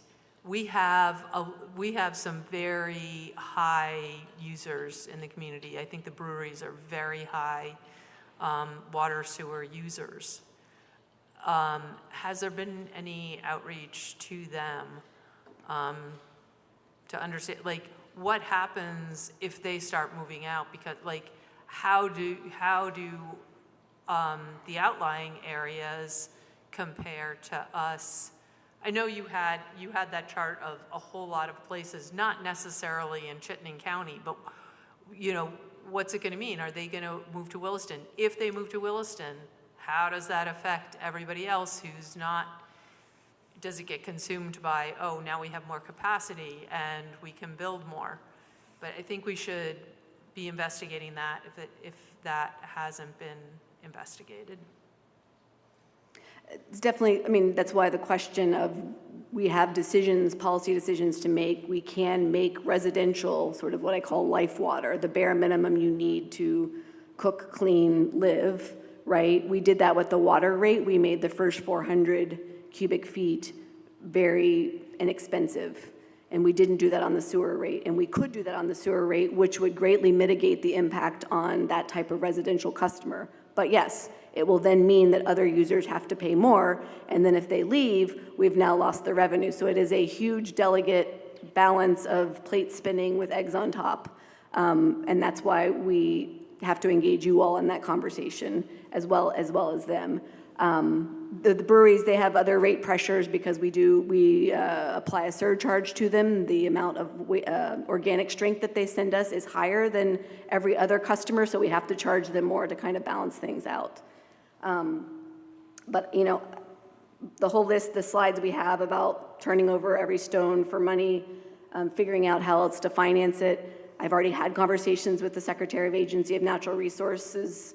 You know, I'm going to send her the number of what portion of our project is going towards that extra capacity. I actually have a slide that's in my supplemental slides that sort of breaks out of the total 178 million, what part's going to which goal. And of the 178, about 23% of that cost is for that extra capacity. So I plan on sending her that number, letting her and the governor know this is what it's costing Burlington. Let's have a conversation about you all, at least at a minimum, giving us more SRF dollars, or so on and so forth. And what about the TIF? Last question, we're at time, Councilor Shannon, if you just could put it out there. I can ask a question. Well, sorry, we're at time, and we only have another 12 minutes scheduled for this topic, so, and a couple more councilors in queue. So we're going to move on, thank you, to Councilor Newbeazer, to be followed by Councilor Grant. Is there any other councilor that would like to get in the queue on this topic? Okay, so we'll go to Councilor Newbeazer, Councilor Grant, and then because this is a work session, I may have a couple comments, and then I think we'll try to wrap it up at that point. Councilor Newbeazer, go ahead. Thank you, Council President. And Thank you to both directors. I appreciate it, and I have quite a bit of respect for you both, and especially since coming into this role and seeing your all's dedication to this work. In terms of what information I'm going to need, I would really like to understand and have materials to communicate with constituents about existing affordability measures, what we could take, what measures we could take to lower the impact on residential customers in particular, and then really sort of chart it out to say, you know, here are the different income levels, or here are the different, you know, here's how it's going to affect you, and have a really, really clear, sort of precise expectation that we can set for constituents, because I think our community generally understands that we have, if we want nice things, we got to pay for them. And, you know, I don't know, maybe I'm just frustrated post-election or whatever, but I'm increasingly getting to a point as a counselor that my gut is telling me just to like blanket vote no on property tax increases of any kind, on utility rate increases of any kind, because my family's also feeling the pinch and trying to raise 2 kids here, pay for childcare, and figure out how we're going to afford month to month. So I think that's my biggest ask, is making sure that I can credibly go out and communicate with folks how this is going to impact them, and then making sure that whatever I communicate is actually what's going to happen. Because I'm also thinking back to, it's a little bit unrelated, but I think one of the larger frustrations around cost of living that I ran into from constituents when I was knocking doors was the reassessment in 2021, where folks felt like they were told over and over again, your taxes aren't actually going to go up, it's not that bad, this is an average, but folks saw huge hikes. So that's my biggest ask. I'm glad that we are, it sounds like, pressuring the state to live up to the responsibility that it has in this discussion. I believe, if I'm remembering correctly, and I was up on the hour every hour with a newborn, so my memory may be off, but that we have spent close to $8 million to help cover emergency housing needs this year alone. And so sort of a responsibility the state holds, in my view, that they're abdicating. So before I sign off on anything personally, I want to make sure that the state gives us a very clear answer. Are they going to take sufficient steps to help us as a city? And if not, I want them to be clear with residents about why and why not. And I think that's all I got. A little more of a comment than a question per se. Oh, and then the last piece, yeah, I appreciate, I don't want to be driving out businesses of our community. I do think that, again, one theme I've heard across sort of the political spectrum from residents is that institutions do need to be paying into the pot more. This seems like an opportunity perhaps to force larger institutions in our community that don't pay nearly as much into the pot. I think that residents think they ought to. It might be a way to balance this as well. Thank you. And we can put together a calculator so that people could either plug in their water resources rate. I don't know if we can get it linked to our database where it would automatically update it, but something where people would be able to kind of put in their typical bill and see what's going to happen without having to do the math on a napkin. Thank you, and thank you, Councilor Newbeezer. Notwithstanding the sleepless nights, congratulations are in order to you and your family on the arrival of your newborn there. Thank you for joining us online. We next have Councilor Grant. Councilor Carpenter, I saw a little nod there. Did you want to get in the queue too? Okay, so we'll go to Councilor Grant, and then Councilor Carpenter, and then Councilor Kane. Hi, thank you so much for the presentation. All very important information. You're talking about things that we need for obvious reasons. But to the point that was just made about needing to be in a position to credibly explain to people how their bills are going to be affected at a time where the burden on property tax payers is, I mean, there's really no words for the pressure that people are feeling. It's pretty extraordinary. And my concern is, are we really putting enough pressure? One of the things I've noticed with so many of the needs that we have, for example, when we talk about having to pay for a sick school, that burden has been entirely upon the city to replace our high school. Now, obviously, we had to do that because what is a community without a high school? Obviously, we need to have our water infrastructure be the best it can be, because what will we be without that? Whatever pressure we can put, I do feel at all levels of government, we need to be looking at what our goals are and what we can do at each level to get to that place. And definitely using our federal delegation to really help with bringing monies home, not for just Burlington, but, you know, as you point out, the issues in other municipalities in our state. You know, this is an issue across the board for everyone. Deferred maintenance is a major issue in Burlington and across the state. So what is our plan to really engage our federal partners, our federal delegation, to say, we know this is an issue across Vermont, we know this is an issue across the country. There's a lot of uncertainty over our future federal government right now, but infrastructure is something that everyone has in common, regardless of political background. So maybe there's some hope there with regards to that. And yeah, seeing a calculator will be really important because people really need to be prepared for it. Any deals we have with large users, we're going to need to look at that. We're really going to need to look at any deals that are already made with very large users, and are those deals still appropriate?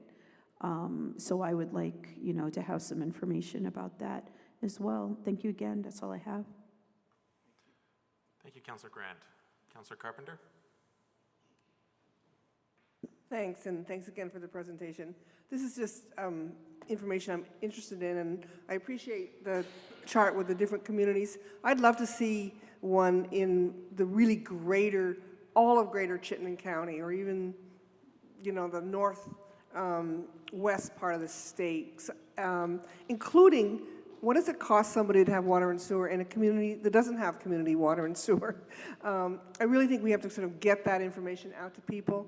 You know, water's not free, and I think that would help people. It costs a lot of money to pump a septic tank out.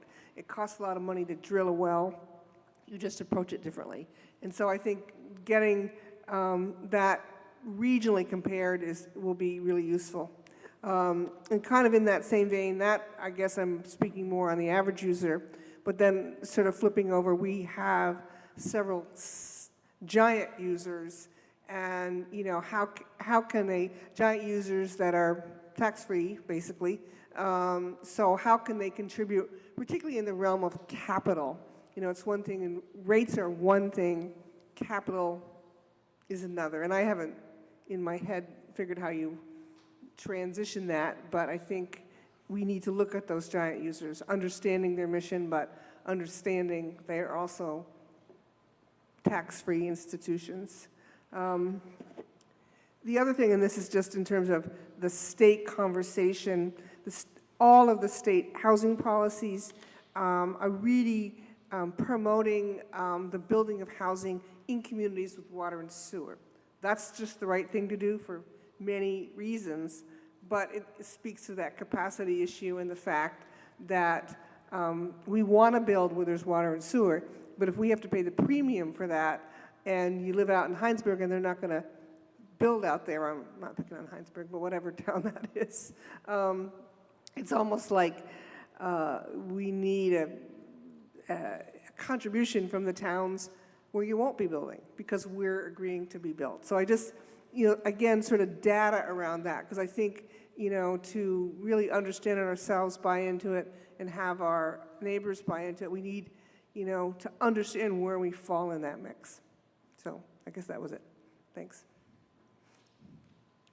Thank you, Councilor Carpenter. Councilor Kane. Thanks. I'll try to be brief.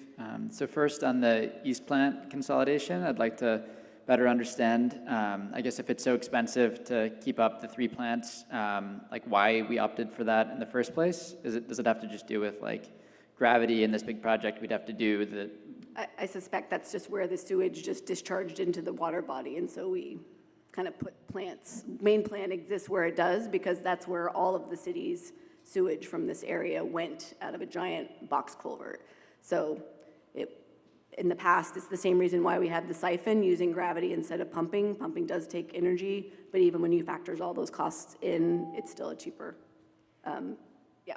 Right. And so currently, like none of the 3 plants like provide like backup for each other. Basically, like there would have to be significant infrastructure work done. Okay. Yep. And then my other question is just about the bond amount. I think you had asked a question on your slide about how the $6 million, the charter change, that it might be on the ballot this coming March, might relate to a lower request. And so I'm wondering if you have some initial numbers on like how much lower the number gets in your mind, if we do the $6 million. Don't know off the top of my head, but I can certainly get back to you, because there's some projects where you sort of need to go for the big chunk. Right. But it would modestly, I think, reduce that. Like maybe we could get things below, if you took off the siphon, for instance, right, and we put our eggs in the FEMA basket and we used a little bit of that, we could probably get the clean water, the lake portion of the bond, below 200 million, which if that helps people accept it, great. But ultimately, it's not going to change the rate impact because it's still borrowing. So I guess that's my point, is it helps lower the number, but we would still need to do those investments. And so the rates would still do what they're going to do, assuming we're not able to implement all those other changes.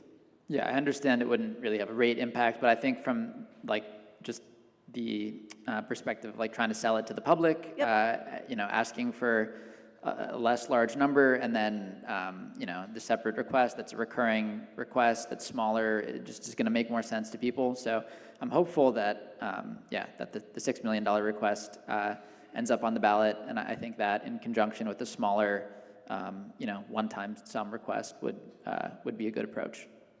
Thank you. Thank you, Councilor Kane.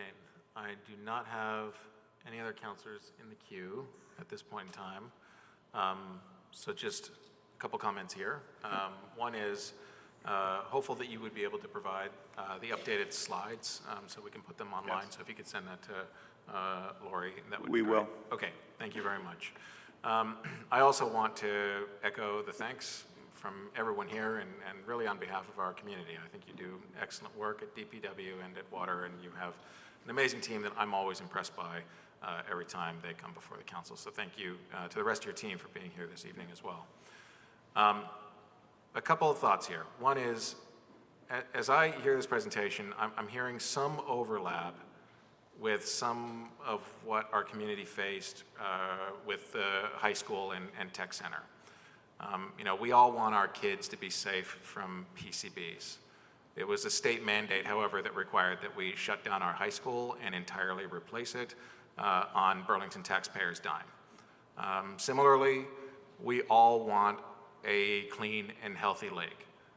It sounds like it's because of state mandates, however, that we're required to entirely replace our wastewater treatment plant, again, entirely on the backs of Burlington ratepayers.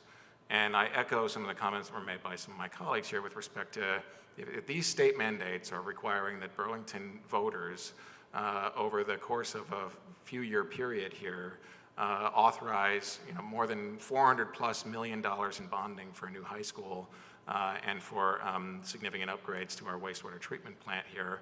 I do think we need to be asking some really serious questions to our state lawmakers about what more are they going to be doing to support Burlington and the folks that are living here.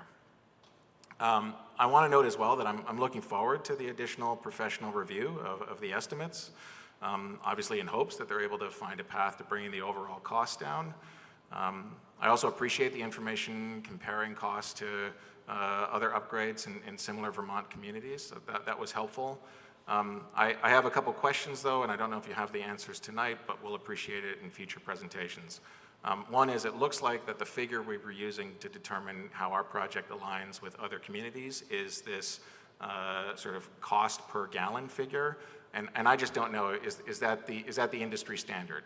Does the cost of a project go up proportionately with cost per gallon, or is there a certain point in time where that should flatten out as you move forward? I get a bigger facility is going to cost more money, but not sure if it's sort of dollar for dollar on a cost per gallon figure, and so that would be helpful to know. The other thing here is that no doubt the experts who have been working on our proposal have worked on other projects in similarly sized communities, and I think it would be helpful for Burlington voters to be able to see, as other communities have worked on projects of this size, what does the cost come out to there? And I think we saw that in some respects with the high school, sort of looking to some other high school projects of this size around the country and around the region, and what that cost has come to. So we've looked at smaller communities here, but what about a city the size of Burlington, and how does the proposed cost line up there? I appreciate the work. It's clear you've done some really great work here to keep Burlington bills relatively low compared to other communities here, and I appreciate that. But I do agree that 113% increase is going to be tough for Burlington voters to hear. That's over the next 5 years. Doing a little math here, looking out over the next 10-year period, that number balloons to a 157% increase before it flattens out. I understand how much we need this, but I also think we need to look at this in the context of everything else Burlington voters are going to be considering in March as well. All signs are pointing to, around the state, voters being asked to approve another sizable school tax increase. We're considering a charter change presented by the administration tonight that would, over the next few years here, expand the city's bonding authority without voter approval from $2 million to $10 million a year. The city's last general obligation bond expired, and so I have questions, and we'll seek guidance from the administration as to whether or not there's a plan to also go to voters about renewing a general obligation bond in March. We've heard that our FY26 budget gap at the moment is $8 to $12 million, and of course, if we're not able to solve that, then we're also going to have to be going to voters in March to ask them for a general fund tax increase, it seems. And now a $200+ million revenue bond. So while we've heard comments here around, gosh, it would be great to bring the cost of this project down, I also just want to say in the context of everything else, from my perspective, we can't do it all. We're going to have to prioritize our resources. And if this project is as high a priority as been outlined, I think this is not really on you all, it's on everyone across the city to make a clear commitment as to how we're going to find many more significant savings in order to meaningfully offset the cost of this project. So those are my thoughts. I appreciate your time here. Mayor, I don't know if you have anything to add on this item, or I know it'll be back. Okay, all right, great. I know you're next on the agenda. So, all right, anything further, Megan and Chapin, on your end? Director Moyer, Director Spencer? We really appreciate the time. We are going to make ourselves available for you all. We will get answers to your questions that we didn't speak to directly tonight. Very much appreciate the time and understand the difficult situation we are all in, planning for our collective future. Thank you. Thank you. We'll look forward to having you back. So, Mayor, as mentioned, we move to item 4 on the agenda, which is Mayor, General City Affairs. Thank you. Thank you, President Chavez. And again, thank you to the DPW team, all of you, for being here tonight. So in terms of a few things I thought you would be interested in hearing about from the general affairs of the city, the first, I start always with our community safety updates. I can't remember who was able to attend, but it is recorded. We held the second of my community safety forums last Thursday at Fletcher Free Library. The themes that we explored there were around violence, anti-violence strategies, and youth who are involved in some troubling behaviors, including violence in our community. We had a panel that included the King Street Center, the New American Advisory Council, our victims advocate within the Burlington Police Department, and our Community Justice Center, as well as the Senior Advisor on Community Safety. We had over 150 or so people in attendance. It was really well received. It was a different format. And we, as I mentioned before, we will be continuing to offer these community safety forums to do a deeper dive very purposefully on the multiple complex layers of the topics facing Burlington. The next one will be January 9th, 5:30, most likely here in this room at City Hall, and that will be focused on substance use. And I'm sure there will be a lot of interest in the community. We'll explore all aspects of the city's response, as well as where we are at that moment in time in our Overdose Prevention Center opening process. The second piece I want to mention, because I know there's a lot of interest, I was just meeting this morning with the Queen City Police Foundation to meet them in general, but one of the things we've been working diligently on is advancing the exploration of creating and building a merged public safety building. As we hear around the capital needs of our city in general, whether it's wastewater, stormwater, water, or our capital buildings, our buildings itself as capital, we have a lot of deferred maintenance, and our police department, as well as our central fire station, are in quite disrepair. They're buildings that are not helping our recruitment efforts. They're not good working conditions and spaces for our first responders. And it's really begging a strategic question around where do we invest our limited resources. And so we've begun an exploration with the cooperation of both chiefs, as well as our capital director, Ashley Parker's title, great, okay. Around starting to deeply explore how we do this as other communities have done this, around where would we build within the center city a merged public safety facility that meets the needs of our current and future police and fire needs, as well as the complexities of our public health community safety components. And that's a whole new third division of how we can better respond to the issues facing our city. And that also merges, I'll come back to this in a minute, around the Modern Gov initiative and where we eventually structure a more effective structure of how we do our community safety services and start to follow the lead of other communities who are ahead of us, including Albuquerque, New Mexico. The third piece I want to mention, and actually briefly on the public safety building, we are also getting the scope of work underhand so we can engage consultants as necessary and also frontline workers to make sure that we are building something that meets all of those needs. So more to come on that soon. In terms of our unsheltered emergency, in your packet you have a memo from our specialist in homelessness, Sarah Russell, and I just want to briefly call your attention there, as this was a request around where are we with our ongoing emergency in terms of unsheltered individuals. And I want to be specific, these are folks who do not have an emergency bed in a shelter to access. There's a much larger number of folks who are actually homeless, so they do not have a permanent home. This is specifically on the unsheltered population. We continue to daily check in on folks and do outreach visits from the various parts of our response team. Sarah makes a note in this memo that there have been no significant conflicts reported of late. We are moving forward with anticipating removing of the public health resources we've placed in 3 locations in the city that we started back at the end of last spring. We'll be removing those by December 1st due to the inability for our resources to be serviced during the winter months due to snow, anticipating that's going to snow, but also to loop back to all of you around the seasonal nature of those services and to make sure that we are closing the loop there. There is a note within this memo around propane tanks. I know counselors have mentioned this before, so I encourage you to take a read there around safety precautions around people who use those resources. And then in terms of expanding shelter capacity, we have over 350 people who are sleeping outside right now. So that is the population of unsheltered individuals. That number has grown since September when the state changed its emergency housing policy. And when we look at the general goals for the city, we continue to want to move towards expanding low barrier shelter capacity, as we know that the vast majority of those 350 people need low barrier access in terms of shelter beds. We anticipate 60 additional beds coming online at some point this winter, but it's been slow progress getting these sites open. The Champlain Inn plans to open this winter, operated by CVOEO, which will be 30 of those 60 beds. And then the location on Pearl Street, which will be operated by COTS, will be another 30 beds, but that is not anticipated to open until on or around maybe early January at this point, given the delays within the federal government releasing that building.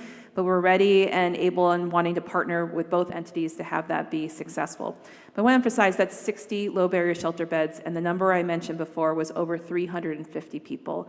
We are definitely in an emergency, and I want people to remain clear about that. Briefly to what the state's response has been so far, the state AHS has recently opened a temporary shelter in the old Williston State Trooper Barracks, which is housing 7 households of families, 7.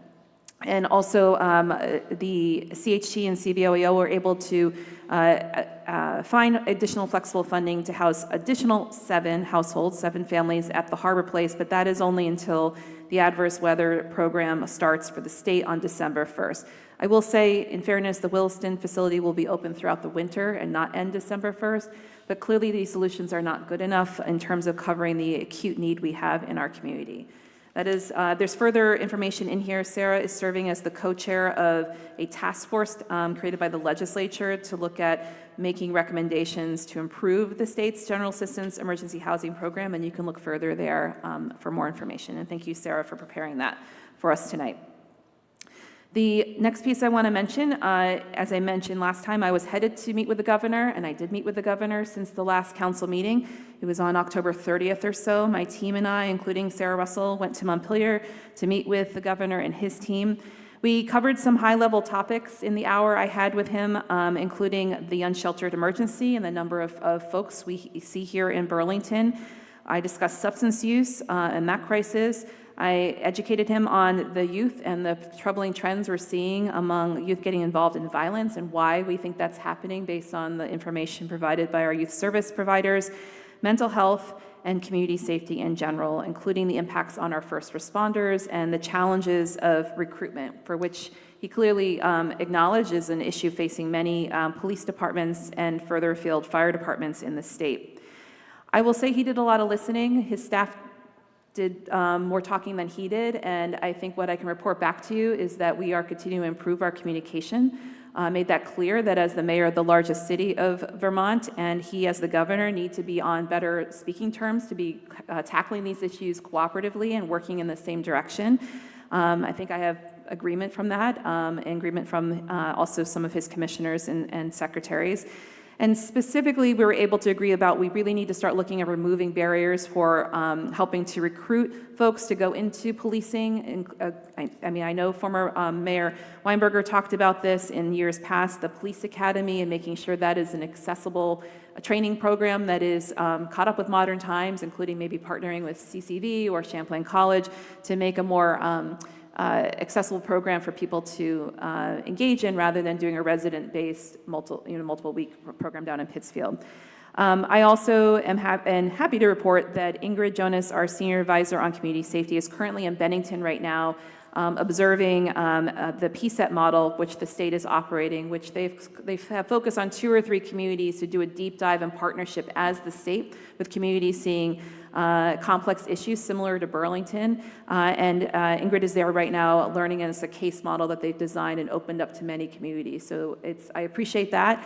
It is a small step forward for better cooperation and communication and support, but we have more work to do. And one of the things I emphasized, I believe, I forget which councilor brought this up earlier, was emphasize that he needs to really understand Burlington's incredible need here and how we've been shouldering a lot of the state's work in these several areas I mentioned, including just on the unsheltered issue. We've estimated we've spent over $6 million, and it will probably be closer to $8 million by the end of this calendar year on supporting folks who are unsheltered in Burlington with local dollars, local tax dollars.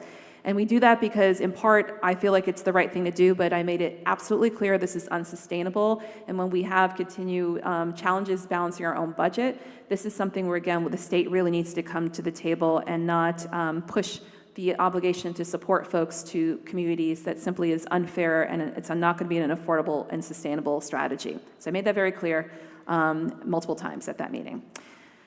In terms of Modern Gov initiative, I know you have an item on the public safety tax. Charter change question was postponed from today's agenda, but I wanted to provide more context because I think there was a little bit of misunderstanding on what this first reading was about and starting the conversation around modernizing the various tools we have in the city to raise revenue.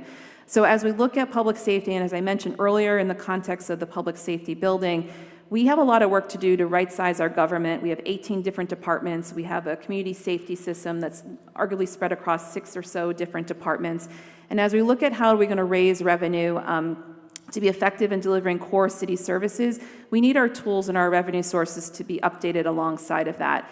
And so the intention here is to make sure we have an efficient response system that anticipates if we start merging departments. And I mentioned Albuquerque earlier. And Albuquerque has, I would say, is a few years ahead of us here, where they have similar complexities of unsheltered people, of high use of substance use in the community, untreated mental health care, issues with criminal activity, and they are at the point where they've merged their public safety entities into one department. So they have a fire division, a police division, and then a third entity that is a public health division.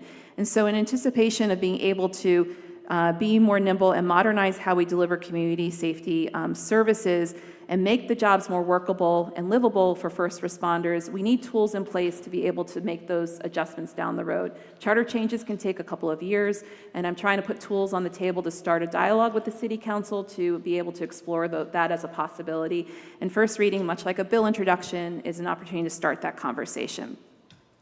The other piece around Modern Gov is that as we look at the potential budget gap for this upcoming fiscal year, it's clear to me that we need to have a more aggressive approach than what I initially presented to you in phase 1, which, just to briefly remind you, was starting to look at some of the more division level mergers around how we deliver events, how we think about marketing and communication, transitioning a couple pieces of programming that we have traditionally done around a small licensed childcare facility, this larger conversation on recycling.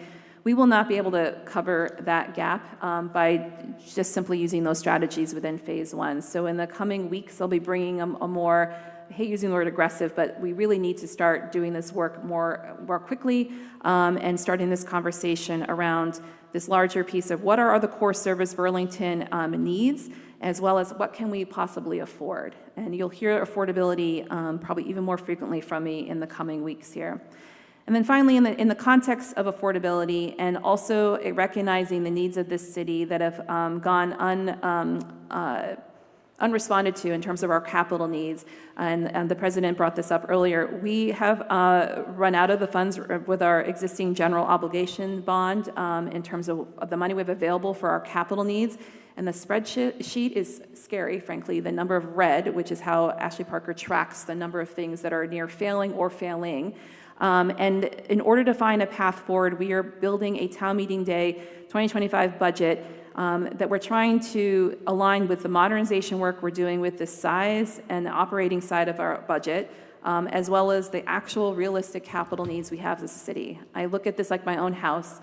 We have a couple huge holes in our not literally at my house, but like if the city were my house, we have some holes in our roof right now. We've got to patch those holes, but the rest of the roof is not doing well, y'all, and we've got to figure out a sustainable path. And so as we prepare for town meeting day 2025, we're going to be presenting sort of a multi-year strategy of how we start paying off this roof and making sure that we have a safe and stable house for this city that puts us on the right track of being able to catch up with some significant and serious deferred maintenance, as well as putting us on a track so that no mayor and no city council in the future has this sizable challenge facing them, because we are at a point where it's quite dire, and we have to be realistic and honest as a community about what is facing us.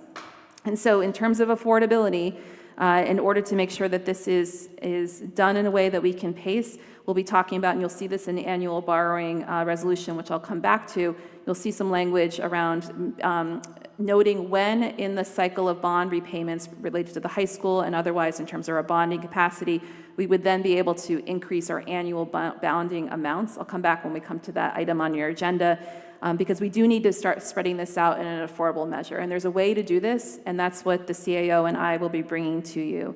And then finally, in terms of affordability, one more time, I am launching a work group to work on a tax fairness strategies, because unlike the state side of the property tax bill, which is the most sizable part of anyone's property tax bill, our local municipal side of the tax bill, it does not have any affordability metrics to it. It does not have an income sensitized anything related to it. So it does not matter how much income you make. Everyone pays based on the value of their property for the local side of the tax bill.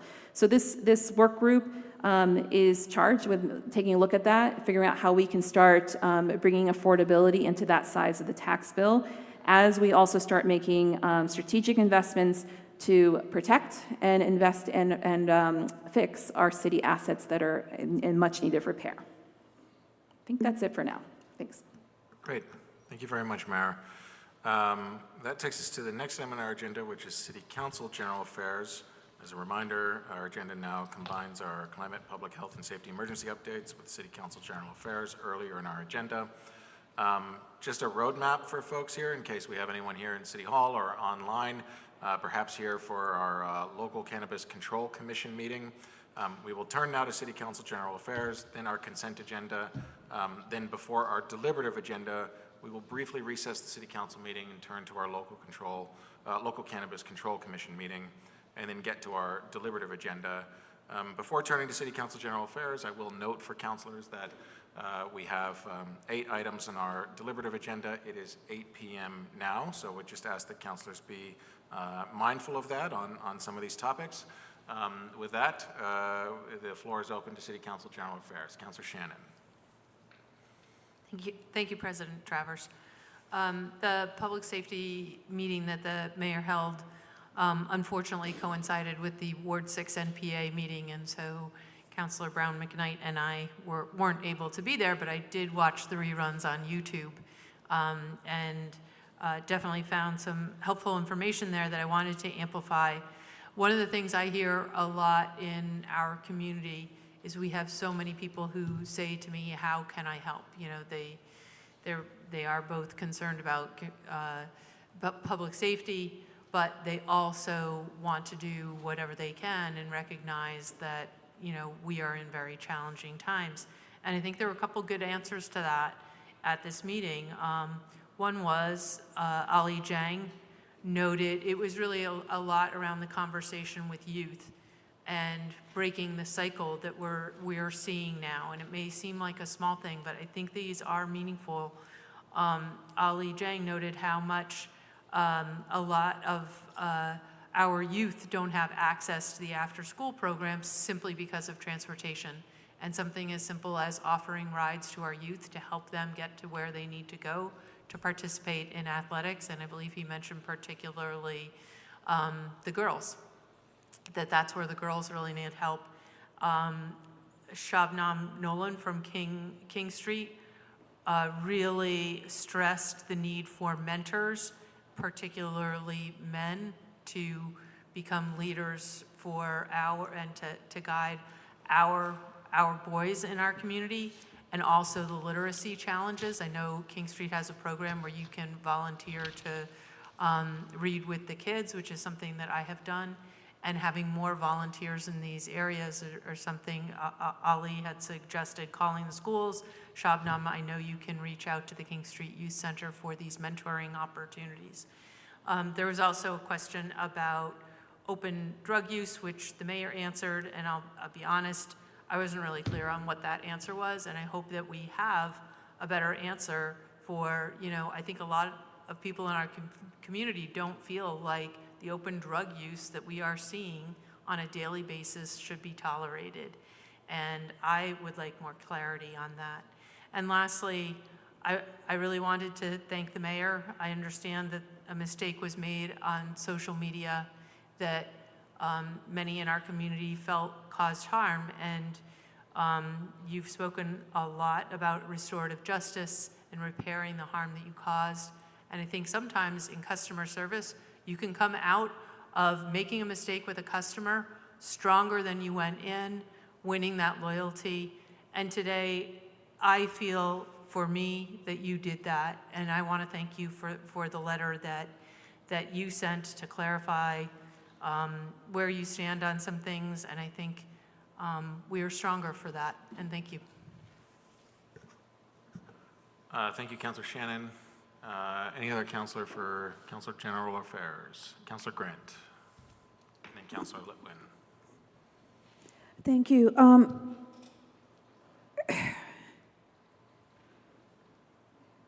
I want you all to really appreciate this moment because I strongly agree with everything that Councilor Shannon just said, and who knows if that'll ever happen again. And I say that with a very playful wink. The conversation with former Councilor Jang and the director for the King Street Youth Center was very sobering, and I really encourage people to watch the forum as a whole because you will learn a lot of things, but in particular, that part of the conversation was very, very important, and I would also encourage the mayor to email out the link to the forum as just a quick email to people to say, these are the highlights, this is where you can watch it at your leisure. The need for mentors, the need to help children with literacy, and also, very important, the cultural competency. We don't understand our neighbors. We don't understand the family dynamics that exist in this city. We don't understand that sometimes when youth get recruited to share drugs, it's not because they're buying a new PlayStation console. They are actually getting food for their family. It's economics around helping their family. So I think that was a really extraordinary part of the conversation for me, because this is something that I try to talk about a lot, given that the Central District is such a diverse district. But that was a very important part of the conversation. Related to open drug use, I do reference people back to the City Council meeting of October 10th of 23, because a lot of the information that was talked about by the drug unit at that time still is in effect right now, which is that we do not have a street crimes unit. And we, for the foreseeable future, will not have a street crimes unit. And so as much as we would like to see these actions taken place, there isn't the staffing to uphold that. I want to do another plug for the Public Safety Committee meeting on November 21st, our special guest, Robin Joy, because we are going to be talking about VCRs, not the old way we used to play movies, but violations of conditions of release, which is a very hot topic in the city. The syringe exchange programs, I voted for it not as a way to examine the need. I felt reading through what was written in the resolution was very clear about why we have these programs, the importance of these programs, and the footnotes from the CDC and the Vermont Department of Health that explain why these programs are important, how they prevent a whole nother layer of a health emergency, and how they don't increase crime. But having said that, the issues of syringe litter is a big one in the city and needs to be looked at. Harm reduction. Harm reduction is for everyone. For every person that we can get in recovery, that will reduce crime and increase livability in our city. It needs to be a major goal to get more people into recovery. And so I have been very disturbed by people who don't think that harm reduction helps them. Harm reduction helps everyone in our community. So please keep that in mind. And then the last thing I'll say is around having the flexibility and how we use the public safety task. I want to use the example of our park rangers. I spent time with one of our park rangers back in, I think it was sometime in September, to actually see up front the work that he does. We have put in the description of that position a lot of things around community safety and quality of life. And we put them in positions, especially in areas of the waterfront, where they don't have radios and cell service is not reliable. So when we look at that position, which is crucial to our community safety system, they're in the Parks Department. So this is the type of flexibility that we are talking about. If we were not to have our park rangers, there would be a lot of things that people would be surprised that weren't getting done, especially with assisting with issues of camping on green belts, camping in our parks that are where it's forbidden, camping in other areas. This is a really big part of what they do. Thank you. Thank you very much, Councilor Grant. I have Councilor Litwin in the queue, and then are there any other councilors that want to speak on general city affairs? All right. Councilor Litwin, we'll go to you, and then we'll turn to our consent agenda. Well, thank you, Councilor Grant, because we might be channeling each other. So maybe all three of us are channeling each other tonight. So I echo everything you said about the radios for our park rangers. We also met them. And I also want to thank you for co-sponsoring the resolution and for pointing out what I was about to point out, which is, I am a dedicated public health employee during the day. And so the resolution very clearly spells out why syringe exchange programs are important for all the reasons that many of the speakers pointed out. So it's all in the resolution. I don't think I have any intent of shutting down programs, but we do need to take a fresh look at what's going on when we have hundreds of thousands of unaccounted for syringes. And one of the reasons why I wanted to talk about that tonight was 4 hours before coming here, I had the opportunity to meet the landscaper who was stuck through his glove at my apartment building while cleaning near our children's play area. And he shared with me that he contracted Hep C as a result of that. And so I wish some of the folks who had spoke tonight were here and could hear that, and hopefully they will listen in. But he is sick, he is working because he needs the money, he is under-supported, and I still feel quite a bit of pain for him and his family and the medical bills that he has now acquired, and I have spent time today writing to legislators and other folks, including the mayor, to see if we can get support for that individual. So it is a public safety issue, and so I was concerned when I read in the VPR article that the director of outpatient services at Howard Center called the syringe litter issue an issue of beautification. I don't see this as a beautification issue. This is a public safety issue, and we need to address it that way. And so I care very deeply about the folks who are conducting this very important work, which is patient-centered work. We also need to have a whole community's approach to the conversation. And I encourage everyone who came here tonight, who is clearly very passionate caregiver to folks in our community who need it, to participate in the process with the Board of Health, which will be unfolding over the course of 4 months. I attended the first Board of Health meeting to see if I could be of service in that first meeting, and I did not see anyone there that could be helpful. And so they will be actively seeking out stakeholders like the folks who are here, and will really they have a very ambitious timeline to report back to us in February. So I encourage everyone who cares about syringe litter and all things related to this resolution that was brought up tonight to please Go to the Board of Health meetings if you have an opinion to share one way or the other, so that we can have a transparent, intentional, healthy, public process about what we want in our community. So, lastly, time check. 1 minute and 30 seconds. Oh, great.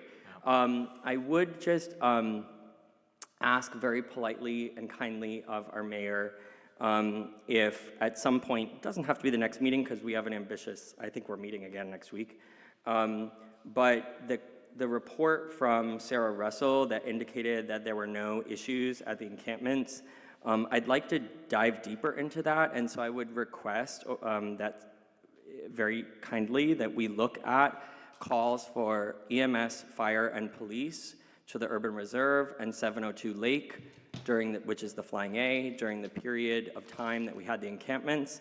Just last month, we received a police bulletin of a stabbing that occurred on the bike path involving a fight where there were, and I have it pulled up here from October 7th, I confirmed with the police department that it was associated with folks who were living in the encampment. So I do think it's important to analyze that because I disagree with the assertion that no issues have occurred there. So thank you. Thank you, Councilor Litwin. With that, we'll now turn to item 6 on our agenda, which is our consent agenda. Councilor Doherty, could I turn to you for a motion on our consent agenda? You may. I would move to adopt the consent agenda as amended and take the actions indicated therein. Thank you, Councilor Doherty. Is there a second to that motion? Second by Councilor Shannon. Any discussion on that motion? Seeing none, we'll go to a vote. All in favor, say aye. Aye. Aye. Any opposed? That carries unanimously. Thank you. As mentioned, excuse me, before turning to our deliberative agenda, we will now briefly recess the City Council meeting at 8:15 p.m. and call to order, wearing a different hat now, a meeting of the Local Cannabis Control Commission at 8:15 p.m. And the first item on the agenda for our Local Cannabis Control Commission is the agenda. Commissioner Shannon is chair of the License Committee. Could I turn to you for a motion on item 1? Move to adopt the agenda. Thank you, Commissioner Shannon. Is there a second to that motion? Second. Thank you, Commissioner Grant. All in favor of the motion, please say aye. Aye. Any opposed? That carries unanimously. We have 3 applications on the agenda here, and Commissioner Shannon, if I could turn to you for a motion on item 2.1. Move to approve and authorize transmission of local approval of the following local cannabis control license application to the State Cannabis Control Board, subject to all municipal conditions currently in effect on such local license. Green Haven Herbals LLC, doing business as Artisan Vapor at 16 to 18 Pearl Street. Is there a second to that motion? Second. Thank you, Commissioner Broderick. Is there any discussion on that motion? Commissioner Grant. Did we resolve the issue of the distance from the school? Commissioner Shannon. Thank you. We did resolve the issue through mapping that it is outside of that, but I don't know if, would you like to come up and, is it okay if the applicant comes up and speaks to us about that? Sure. The floor is Commissioner Grant's. Are you okay with the applicant? Yeah, absolutely, because it came up as a question during our last meeting because there was a specific, and I can't remember what the question said, but it basically asked, are you within X amount of feet, was it 500, from a school? And then the answer was yes.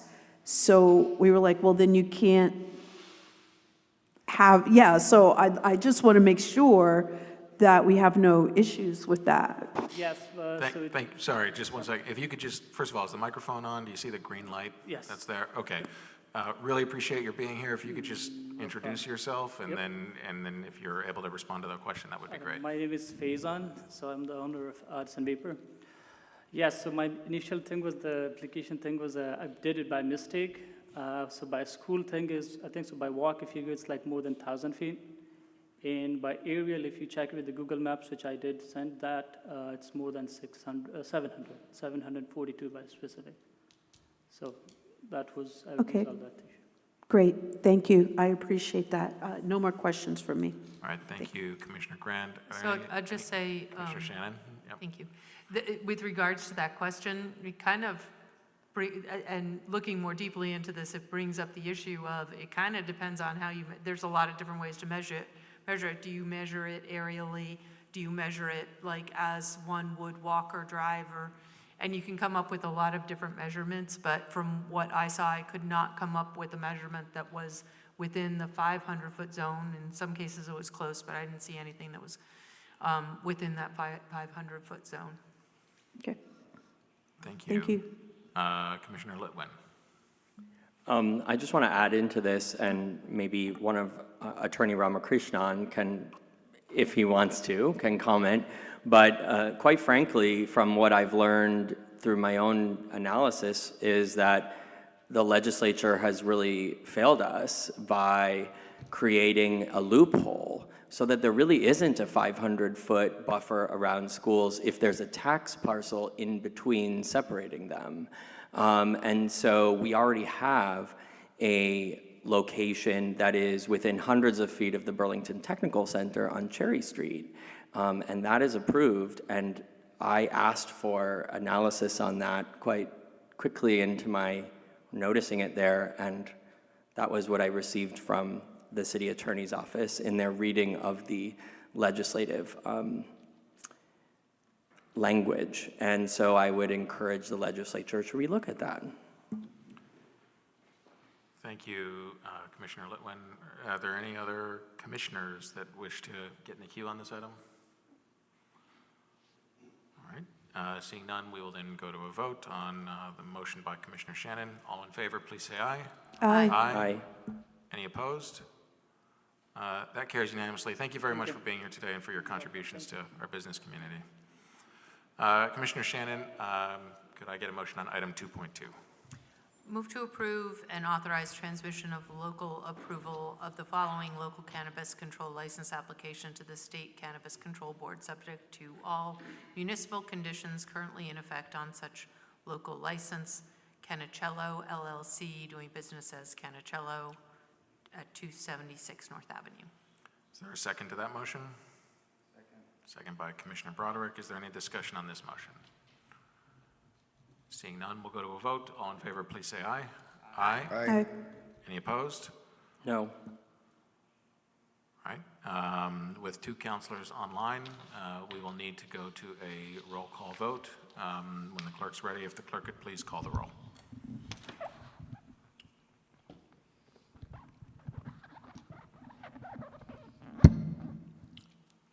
Counselor Barlow? Yes. Counselor Bergman? Yes. Counselor Broderick? Yes.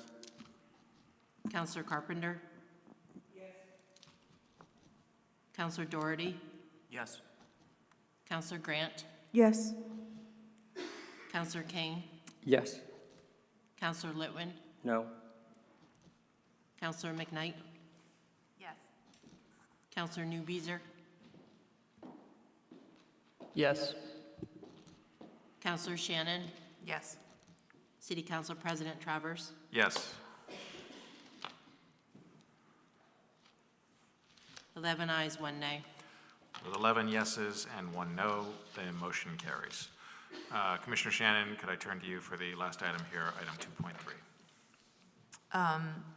Yes, I move to approve and authorize transmission of local approval of the following local cannabis control license application to the State Cannabis Control Board, subject to all municipal conditions currently in effect on such local license. Herbmont Incorporated, doing business as Herbmont at 191 Bank Street. Is there a second to that motion? Second. We'll give all three to Commissioner Broderick. So thank you, Commissioner Broderick. Is there any discussion on that motion?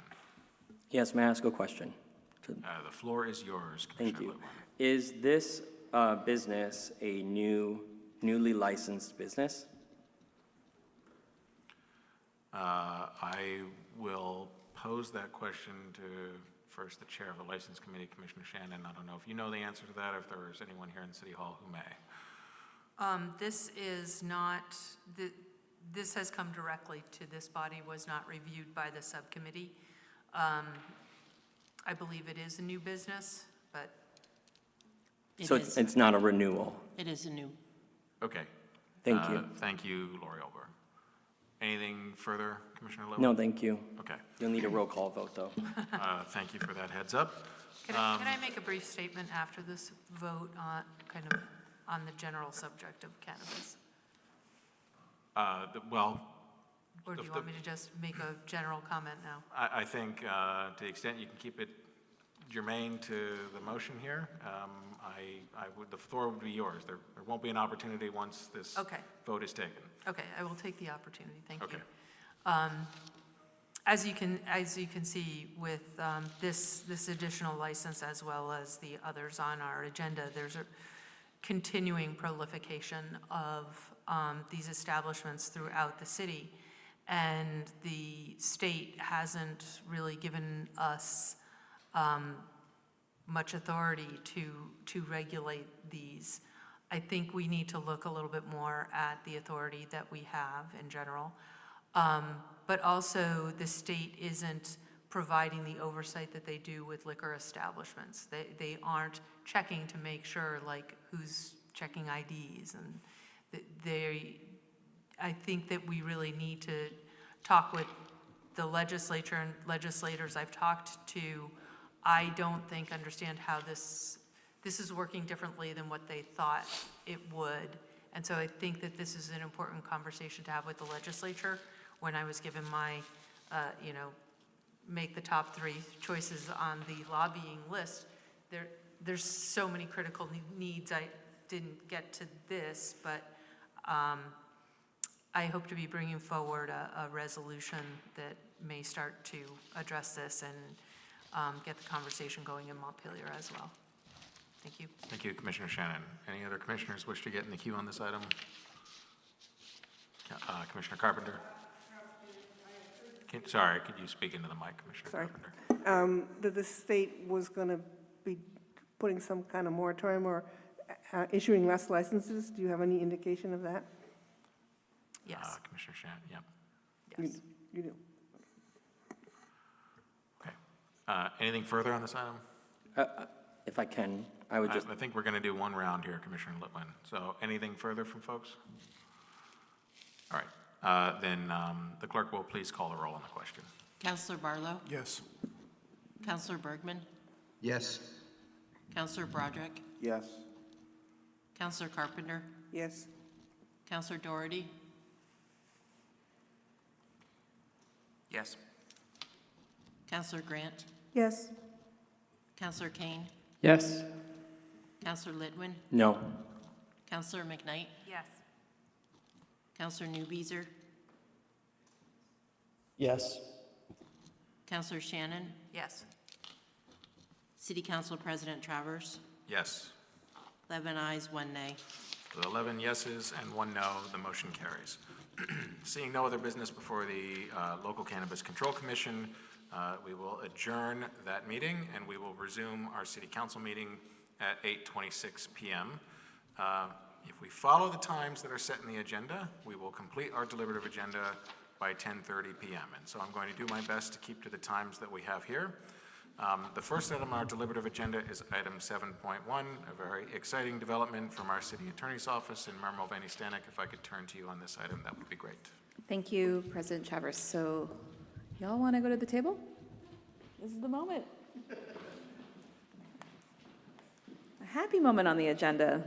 So as these two folks make their way to the table, I will talk slowly so they feel no pressure that they have to run to the table. So I am so deeply pleased to present to you this evening my candidate that I would like to appoint to one of the assistant city attorney positions we have here at the City of Burlington. Please meet Emmett Wood.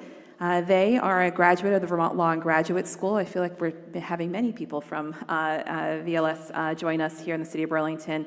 Emmett has served in the local law firm, the Burke Law firm here locally, as an associate attorney right here in Burlington, has done a great deal of case work in our Chittenden County system and statewide related to a contract with the Defender General's office, and has also done private criminal defense work in their court, in their casework. They serve as a public defender, to be clear, here in Chittenden County, and therefore understands quite a lot, I would imagine, and have heard, of course, in the interview process, understanding our community, the challenges that we face, as well as the neighboring communities around Burlington as well. I am particularly pleased to appoint Attorney Wood to this role because they would serve as our first openly non-binary person in the City Attorney's Office, and the third person of color to serve in that office as well. And I always check with candidates about that because I believe identity and breaking glass ceilings in ways that we haven't had representation before matters, especially in important leadership roles in the city like this, and they agreed. And so I really want to lift that up, especially in the times for which we are now living. And so Attorney Wood is a very diligent and loyal employee and is finishing out some casework that they have been committed to within their current position, and will plan to join the city in early January. I could not be more pleased to present to you our candidate, Attorney Wood, and I would welcome any questions or comments from the council. Thank you for being here tonight, Emmett. We welcome them upstairs in the mayor's office. I hope the city councilors also received that invitation. I know it was a little on the early side, but I really want to extend a warm welcome to them as they join our team here and help us fulfill almost getting to full capacity in the city attorney's office. And actually, before I pass it back to you, if I may, Mr. President, I'd like to pass it to our city attorney, Jessica Brown, if she would like to say anything before we pass it to the council. Sure. I would just echo the mayor's excitement about Attorney Wood joining our office. They came by earlier today to meet all of the attorneys and staff in person. We are already in my office talking about, I've been meeting with each of the assistants individually to talk about their department assignments and what would make sense to transition to Attorney Wood when they start.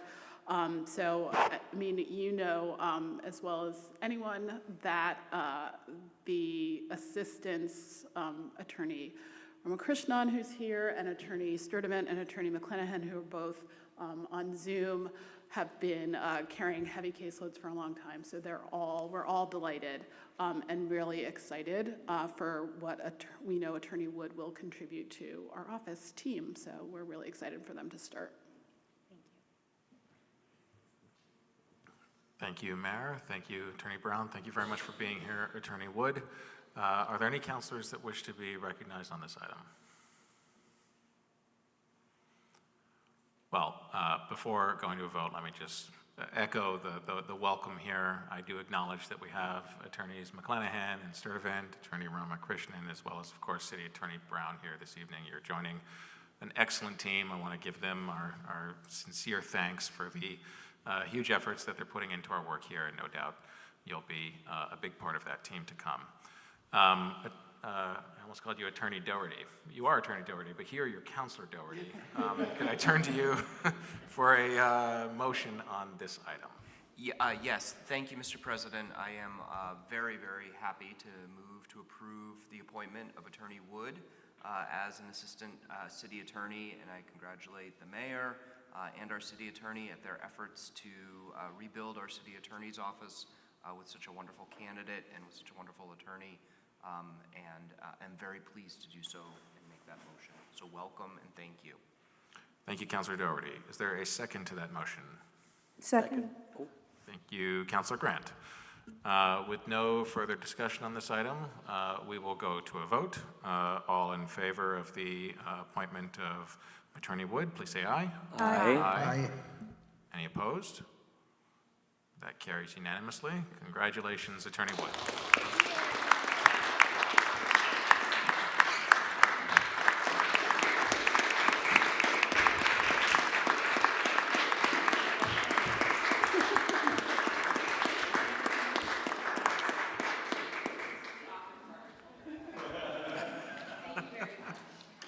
Thank you.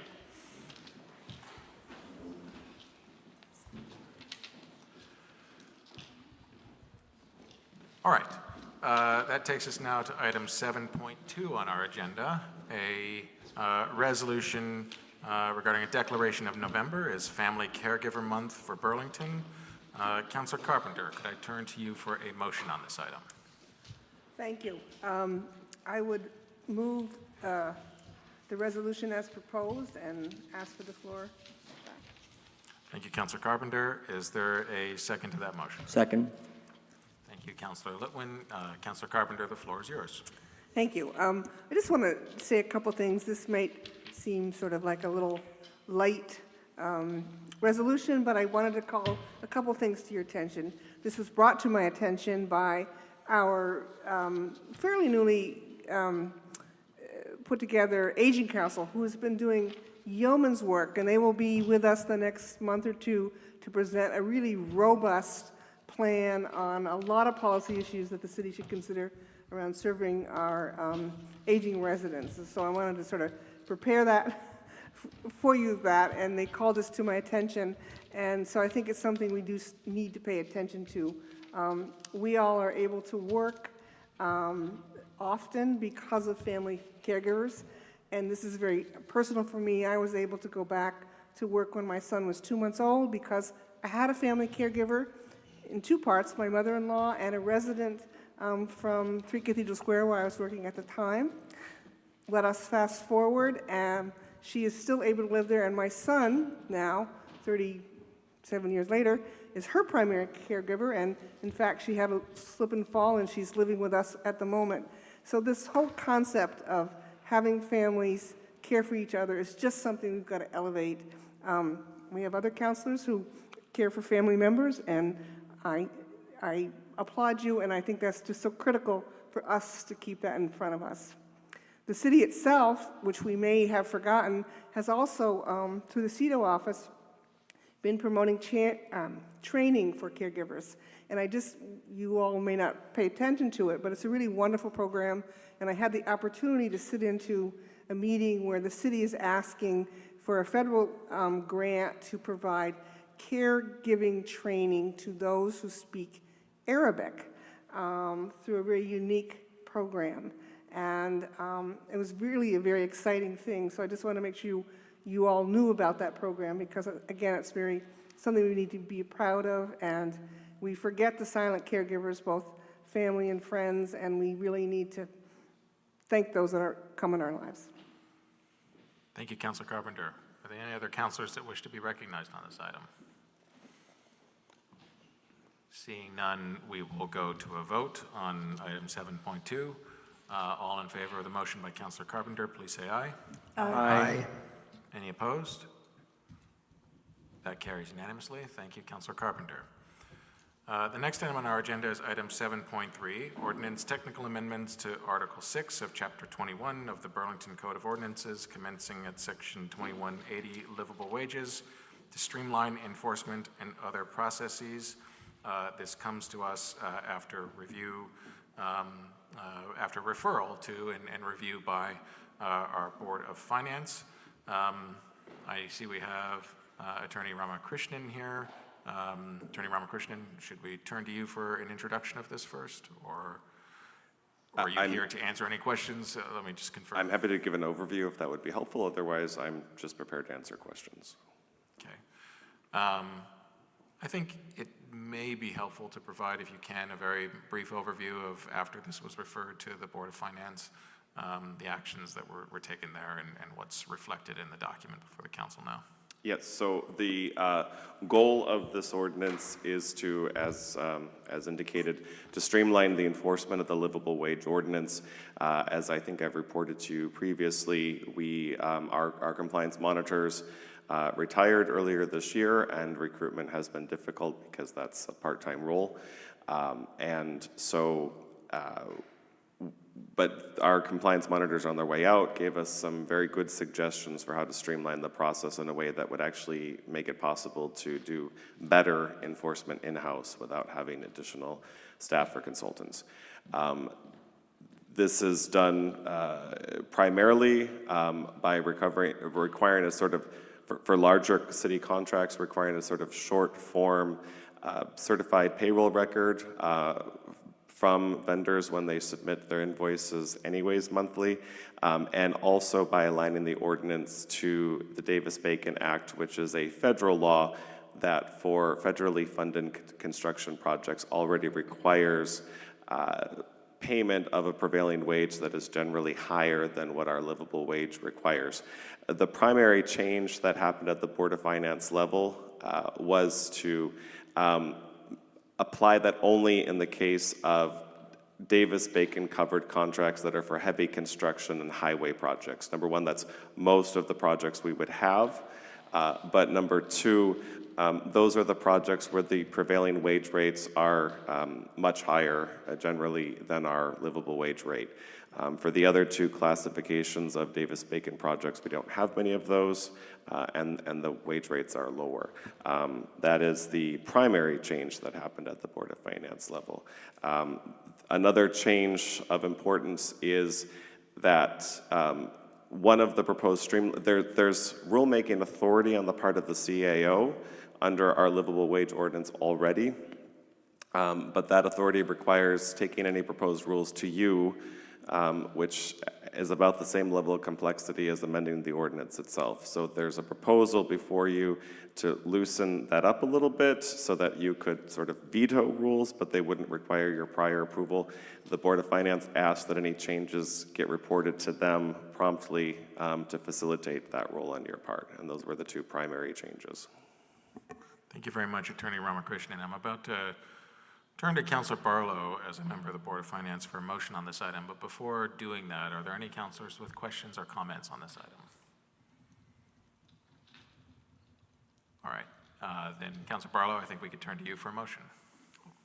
Thank you, President Travers. I move to waive the second reading of the proposed ordinance amending livable wage ordinance BCO, Chapter 21, Article 6, and approve the reading. Thank you. Is there a second to that motion? Second. Second by Councilor Grant. Is there any further discussion on this item? We will go to a vote then. All in favor, please say aye. Aye. Any opposed? That carries unanimously, and Attorney Ramakrishnan, I know you put significant work into this, so thank you very much for that work. That now takes us to item 7.4, an ordinance amending BCO sections 1-9 and 21-29 regarding defacement of property and ordinance violations targeting individuals on the basis of protected classifications. Councilor Shannon, as chair of our ordinance committee, could I turn to you for a motion on this item? Yes, move to waive the reading of the proposed ordinance regarding the defacement of property and ordinance violations targeting individuals on the basis of protected classifications, and to adopt the second reading of the ordinance and ask for the floor back after a second. Second. Thank you, Councilor Bergman. Councilor Shannon, the floor is yours. Yes, the ordinance committee spent quite a bit of time on this, and I want to be clear that in this change of ordinance, when we sent it to the ordinance committee, what was really on people's mind was the stickering campaign that happened in the New North End.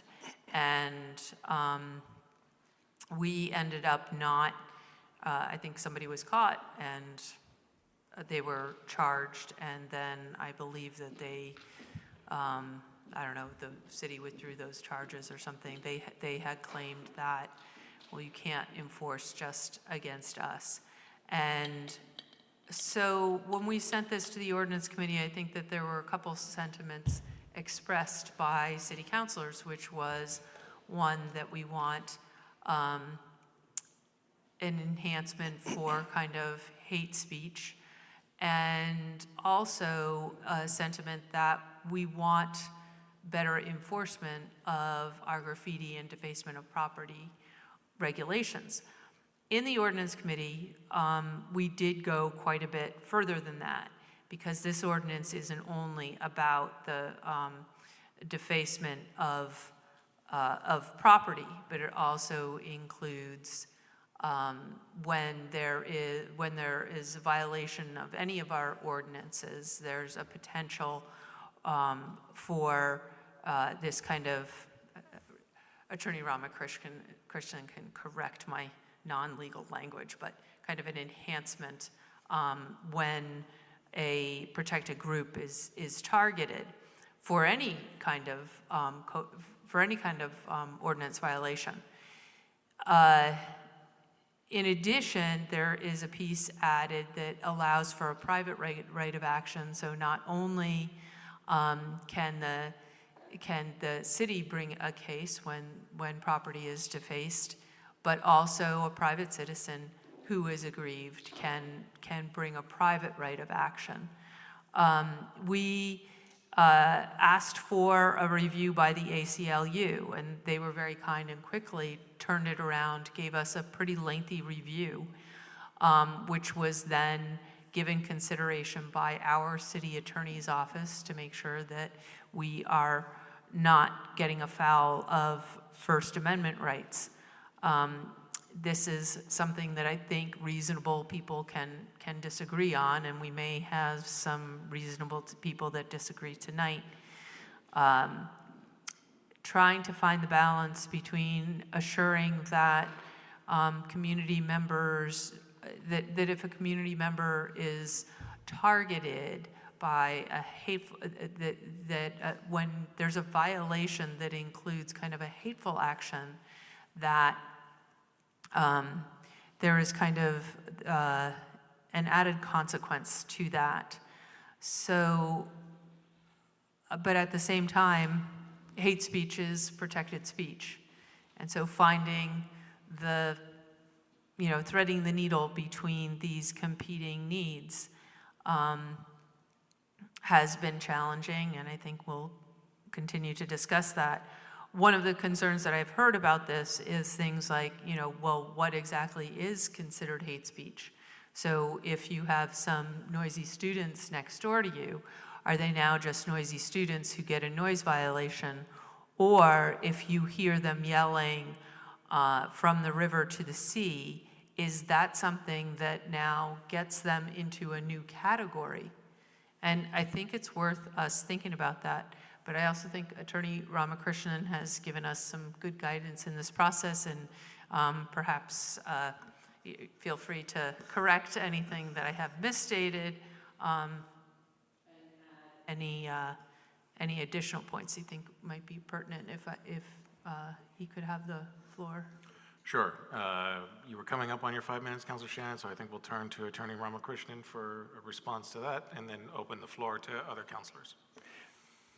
Thank you. I did have a very short presentation planned here because I saw that the ACLU letter was added to the agenda packet, and I wanted to respond to that briefly and also add some clarification. I think that what Councilor Shannon said is fundamentally correct, but I think it might be helpful to add a little bit more context and explanation of what's proposed in case there is any confusion out there about it. The ACLU's letter gives 3 main points in response to what was the proposal at that time. It changed since then. They said that they felt that what is proposed is a problem because it was motivated by a particular set of circumstances. In response to that, I would say I fail to see the relevance of that, but regardless, whatever might have brought us to the table, I think the Charter Committee realized that it's worth looking beyond that set of circumstances to any type of ordinance violation that might occur with a hateful motive, with the intent to target or harass somebody on the basis of a protected classification, so that we can do more to protect our residents more generally. The second point cites a case that's, in their letter, cites a case that's completely in opposite. It is well-established case law that you don't get to do something illegal to make a point. I do not get to burn down my neighbor's house to make a point about my neighbor. The case that they cited was about a law that made speech, pure speech, illegal. It was about a law, it had to do with posting information on social media and making that potentially illegal. It is well established that when someone does something that is already against the law, with the intent, with the proven intent specific intent to discriminate, to intimidate or harass somebody because of a protected classification, that thing that is already punishable may be punishable more severely. We have a little bit of an issue because the maximum punishment, monetary punishment our charter allows for any violation is $500. And we're already at that under our ordinance for all violations. So we looked at what other remedies are available under our charter for violations of ordinances. And one of them is anytime somebody is damaged because of, a private person is damaged because of a violation of an ordinance, there's a private right of action. So all we did is put that into the ordinance itself and impute a damage, which our law frequently imputes damages to people who are harmed by something that doesn't necessarily have a quantifiable monetary damage. Defamation law, which is also about expression, is an example. It says that if somebody has been targeted by an ordinance violation because of their membership in a protected classification, it imputes a minimum $100 damage. But they might also have additional provable damages because of property damage or personal injury. It also, to encourage people, to facilitate people to exercise that private right of action, there's an attorney's fees provision. That's all it does. It's that simple. There was also a point in the ACLU letter about nuisance law, with which I agree, which is why the ordinance got changed in the process. We've addressed that comment. So those are my responses to what's in that letter, and that's my explanation of what the ordinance provides. Thank you, Attorney Ramakrishnan. Councilor Shannon, you are at time. Are there any other councilors that wish to be recognized on this item?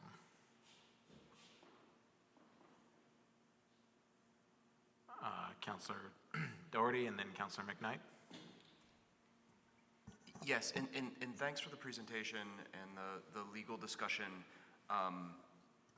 You know, I am no fan of graffiti and really appreciate the Ordinance Committee's efforts to address it, and you know, I have zero sympathy for graffiti that is hateful and targeting of anyone, let alone the categories listed in the draft ordinance.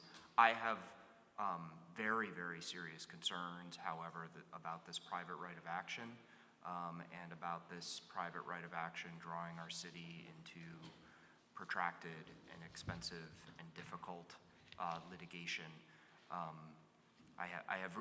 rarely invoke my own legal career as a city councilor for a lot of reasons, but I you know, in my attorney world, will regularly counsel my clients about how difficult and resource draining litigation is, both in terms of finances and also in terms of energy and effort. And I'm really quite worried about this private right of action provision. I understand that the mayor's office posted a memo today, and casting no aspersions on anyone. I recognize how busy everyone is, but I have not had the opportunity to really read it and absorb it and think about that aspect of it, and will say I'm not comfortable moving forward and voting for this as it's written without more time. So that's where I stand on this. Thank you, Councilor Doherty. I have Councilor McKnight and then Councilor Newbeezer. So to build on Councilor Doherty's comments, when the Ordinance Committee voted to send this to the council, we unanimously passed the request to the mayor's office passed along a request for an updated enforcement plan, really for one very simple reason. If we change this ordinance without changing the way that we enforce it, we change nothing. And the truth is we're not enforcing the laws that we already have when it comes to graffiti and vandalism. So I'd like to move to postpone this item to allow for more time to discuss this enforcement component of the plan that the administration shared about an hour before this meeting.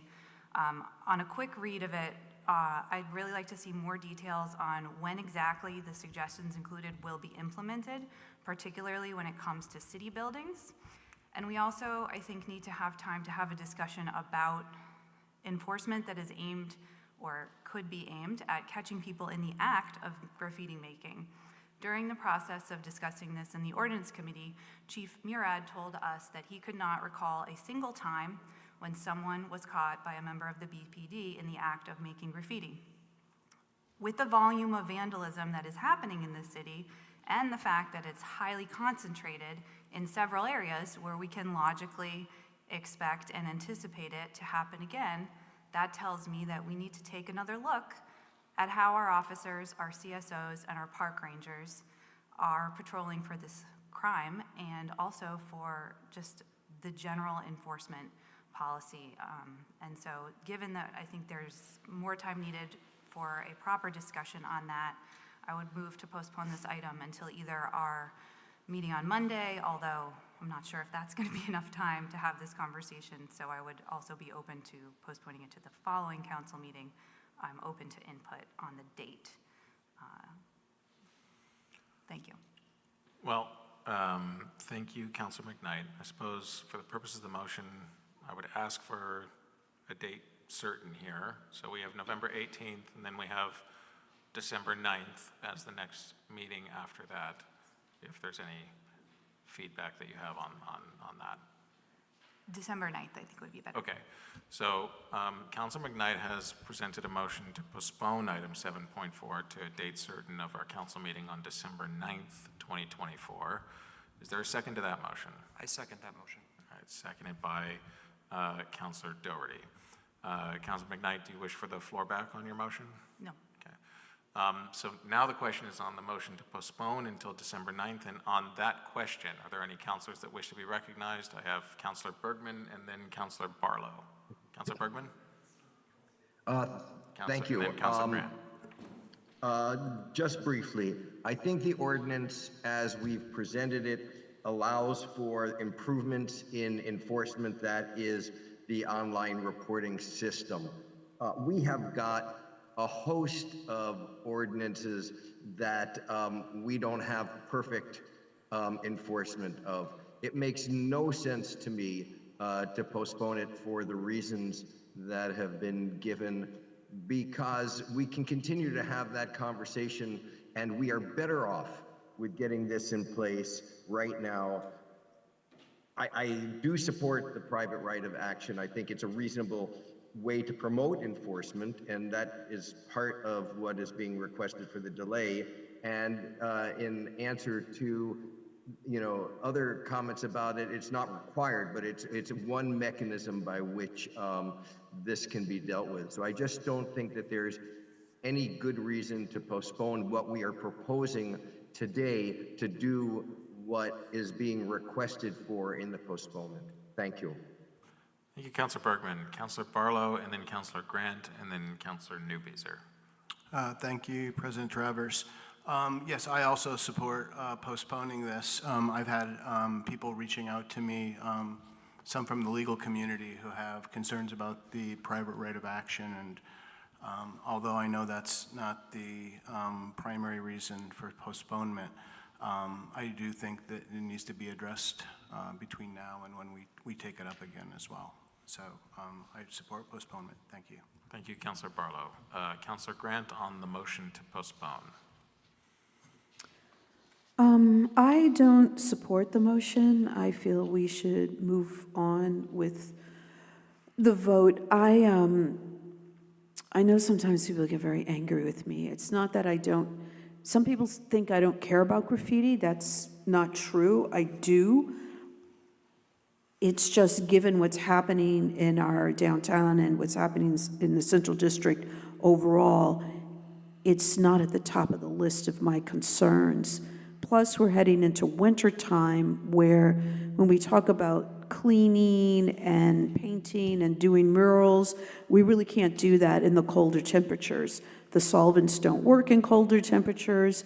Painting is, not ideal.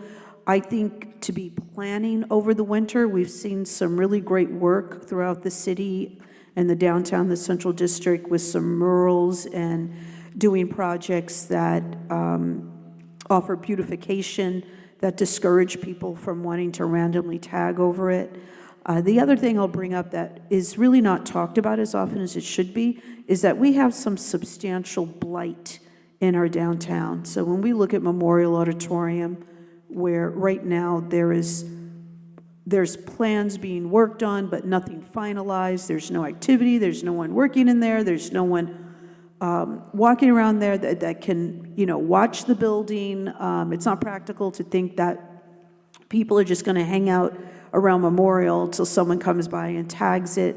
We know the former building, that was the old YMCA building, has changed hands 3 times, and hopefully we'll have a project there soon. The Bose building has been abandoned by those property owners. So we just have blight, and wherever you have blight, that just attracts random graffiti. And in other areas where it's occurring downtown. Councilor Grant, I'm sorry to interrupt, but we'll just ask that you try to keep your comments germane just to the motion to postpone. Yes, so I think for all those reasons, it doesn't make sense to postpone. I think the city concentrating on moral projects and thinking about that over the winter is a more important thing to do. I don't think postponement will add to this process. Thank you. Thank you, Councilor Grant. I have Councilor Newbeezer, well, I saw Councilor McKnight and I see the mayor.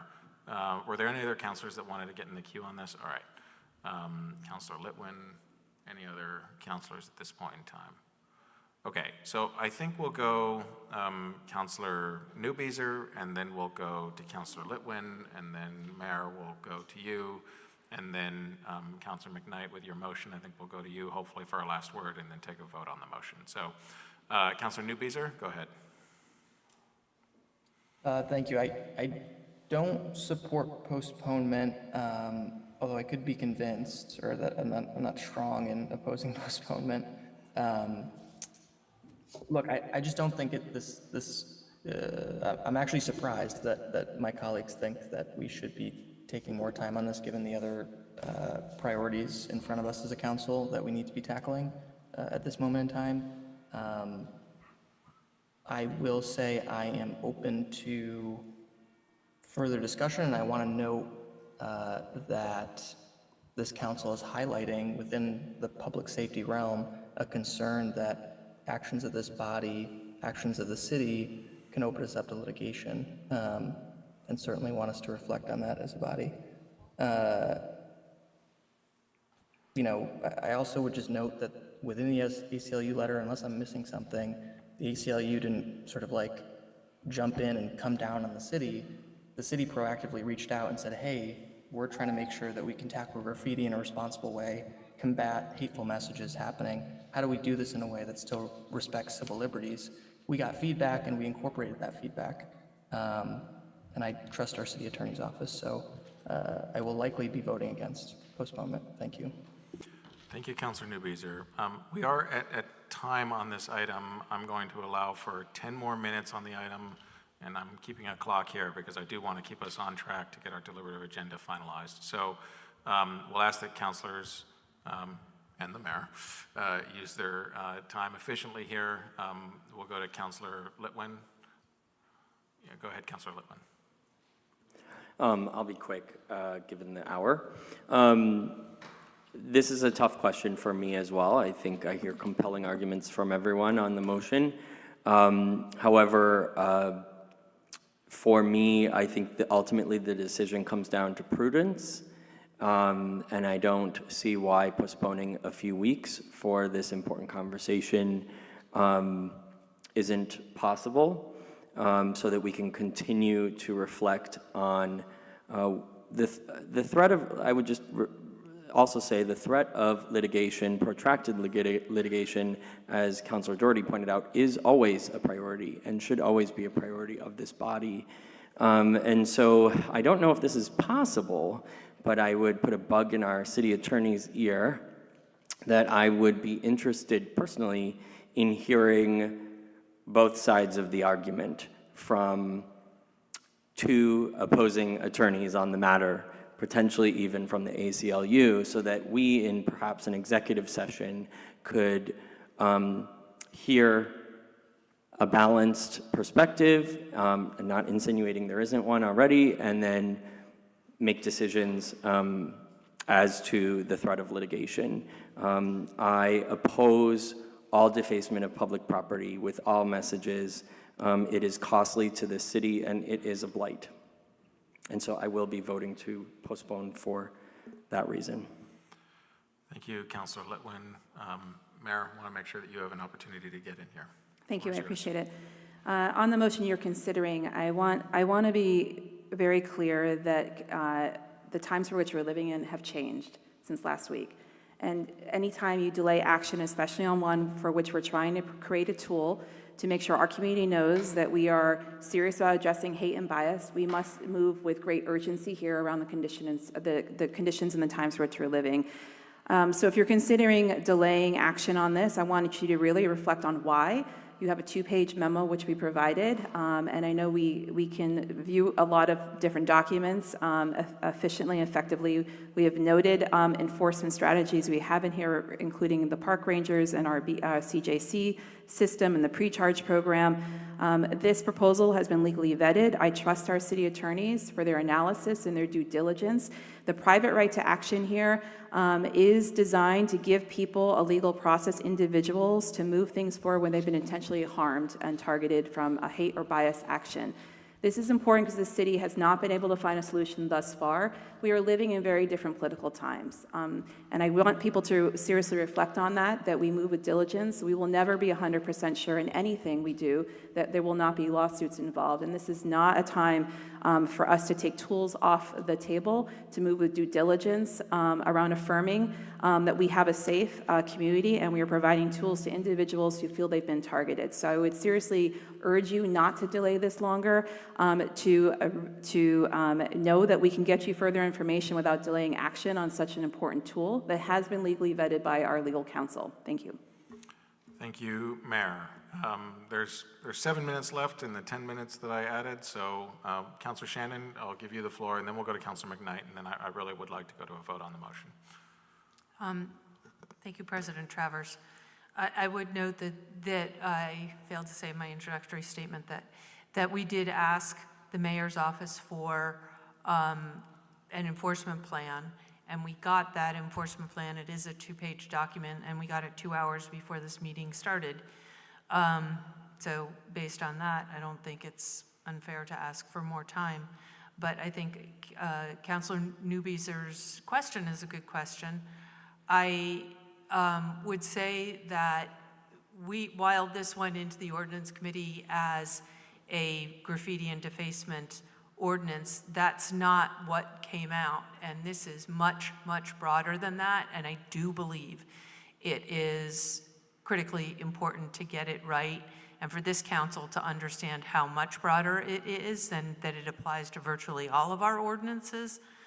I also want to clarify that while we asked, I personally was the one who asked we get an opinion from the ACLU. The ACLU responded with a number of concerns. We addressed some of those concerns. We didn't address all of those concerns. We considered them. Well, I shouldn't even say we. I should really say the city attorney, Attorney Ramakrishnan, considered those, and he has his opinion.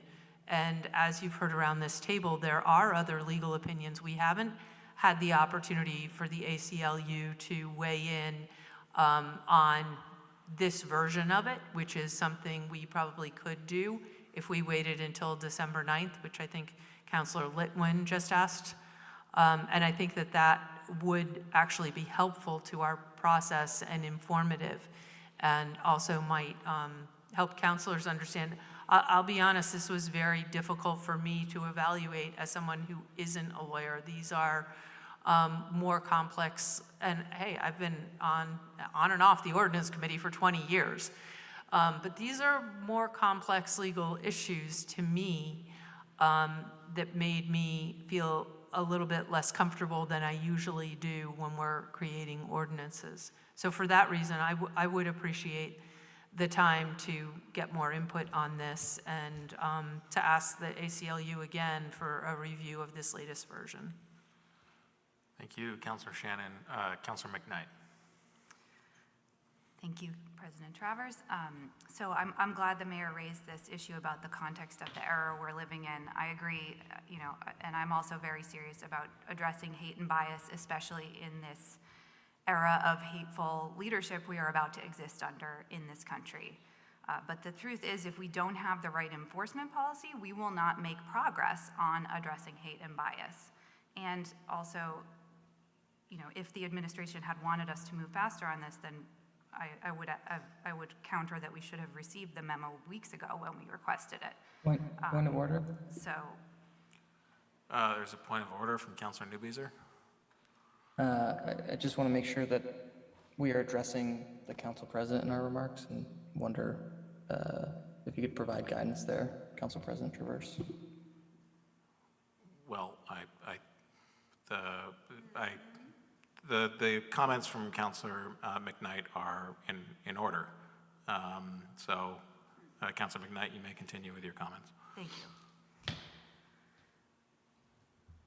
Moving right along, and to be candid, my primary reason for postponing this action is to force a discussion and hopefully some progress on this topic of graffiti, which is really important to many members of our community and which we have not made progress on enforcing or dealing with in really any way. And as Councilor Grant mentioned, graffiti is never at the top of the list, and I think this way, by postponing it, it will be at the top of the list. Thank you. Thank you, Councilor McKnight. Councilor Grant, we're just going to do one round here on this motion. So, absent objection, we are going to go to a vote on the motion to postpone the item until December 9th, and I will ask that the clerk please call the roll. Councilor Barlow? Yes. Councilor Bergman? No. Councilor Broderick? No. Councilor Carpenter? Yes. Councilor Doherty? Yes.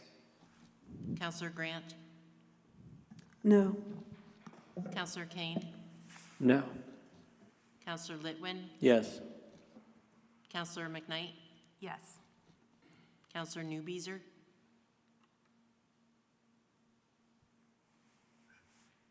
Yes. Councilor Shannon? Yes. City Council President Travers? Yes. Mr. Chair, Mr. President, I would just like to point out that my door is open and you all have my phone number if you would like to have a more detailed conversation about the research and analysis that went into this, and I would invite that. Thank you. Thank you. 8 ayes, 4 nays. With 8 yeses and 4 noes, the motion to postpone this item until our meeting on December 9th carries. That then takes us to item 7.5, a resolution regarding our March 4th, 2025 annual city meeting and a proposed charter change regarding city council authority to regulate rental notifications and notification periods. I note that Councilor Litwin and the members of our CDNR committee have worked on this matter along with our Charter Change Committee. As this matter comes to us most recently from the Charter Change Committee, I would turn to Councilor Bergman as chair of that committee to please introduce a motion on this item. Yes, thank you. I will move to waive the reading and adopt the resolution and let others take the lead in explaining it, given my remote place. Thanks. Thank you, Councilor Bergman. Is there a second to that motion? Second. Second by Councilor Litwin. The floor is open. Is there any councilor that wishes to get in the queue on this item? Yes, Councilor Litwin. Yeah, thank you. And I appreciate Councilor Bergman, you passing the baton over, but thank you for your leadership, Councilor Bergman, in helping us shepherd this through. And I want to thank Attorney Ramakrishnan for his work on this as well. So thank you. And for CDNR for taking this up. So ultimately, what is before us tonight is really specific. And what I am ultimately asking us to vote to approve tonight is to give voters in March the opportunity to weigh in on the question of whether or not the determination of rental notice periods, which would include things like lease renewals, terminations, and of course rent increases, should be a conversation that we can have locally. Specifically, I would be authorizing the Ordinance Committee to have a process around that. Right now, the process is tied up in our charter, and any changes to those notice periods have to go through the cumbersome charter change process that we see before us. Many steps have had to be taken to get to here, and then there are still many more. It has to clear hurdles in Montpelier, it has to be signed by the governor, and I just believe firmly that folks who support state rights should be able to find logic in the same argument, that we should be able to have a conversation locally about what we think is appropriate for our housing market, which is very different from the rest of the states, in what that period should look like. What we are not voting on tonight are the details of that. We are simply asking the voters, should we be able to have this conversation locally in our ordinance subcommittee, or should we allow legislators in Montpelier to determine what is best for Burlington? And I would argue that voters, if given the opportunity, should vote yes, so that this city can be more nimble and more responsive to the housing realities that we face. We have over 11,000 units, as I said earlier this evening, and a 1% vacancy rate. It is taking people 6 months or more to find apartments. They are seeing extraordinarily high rental increase rates with very little runway for them to find housing. We have, as has been alluded to this evening, some very serious tax hikes coming our way in the school bond, possibly in a wastewater bond, and things, as you mentioned, President Travers, the school taxation from Montpelier. All of this will ultimately fall to renters to absorb in many circumstances. So we need to give folks the opportunity to find housing, and we need to give them the runway to do it if they are caught off guard. And right now, the city charter only allows for 90 days. This process would allow us to make that longer, make it shorter if our rental vacancy rate goes up to 5% in a perfect world or something to that effect. So that is what I'm asking you to support.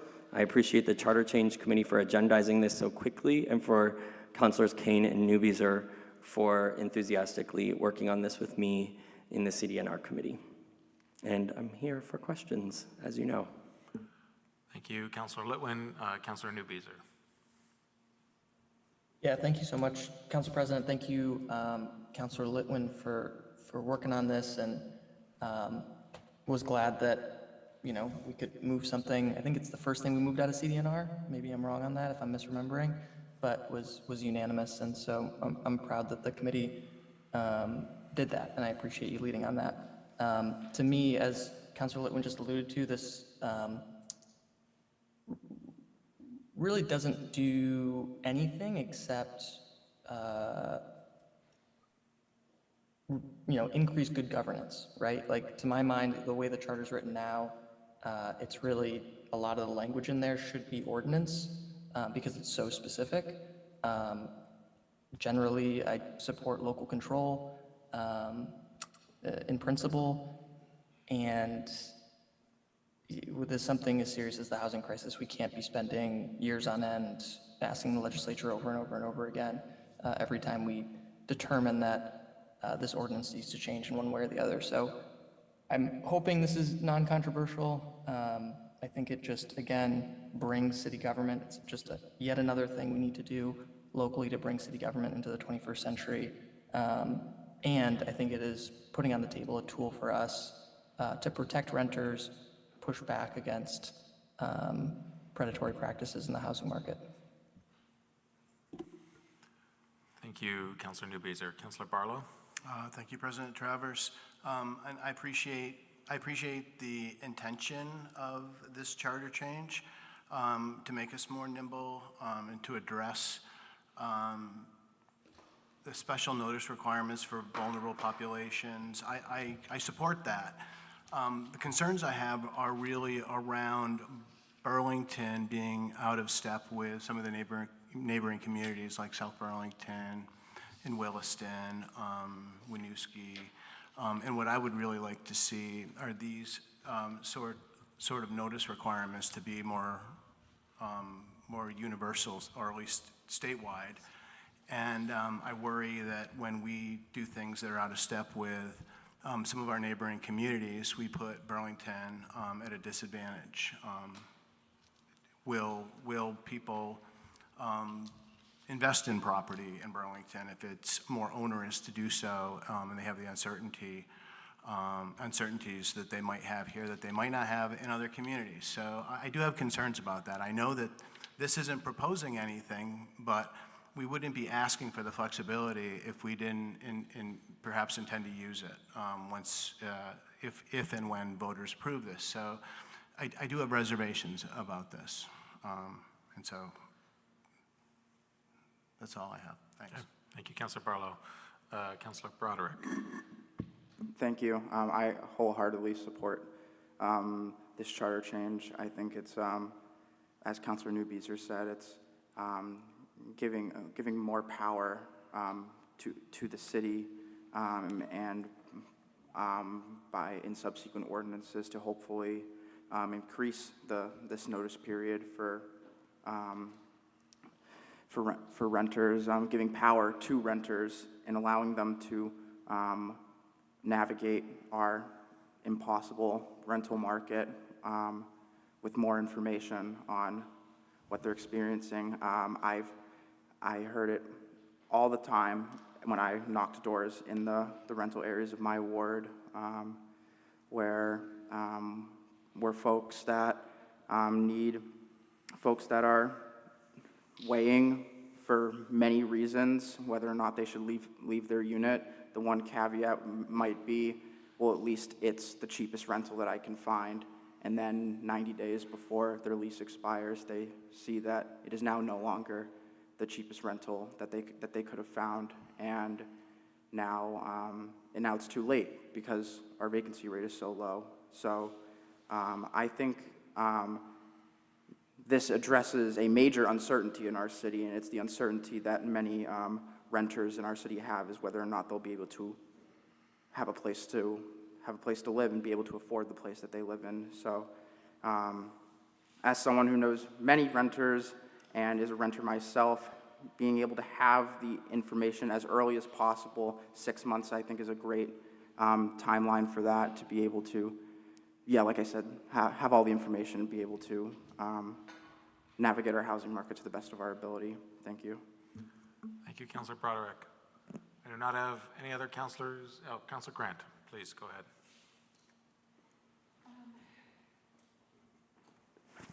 So we have, as mentioned, a very significant number of renters here in Burlington.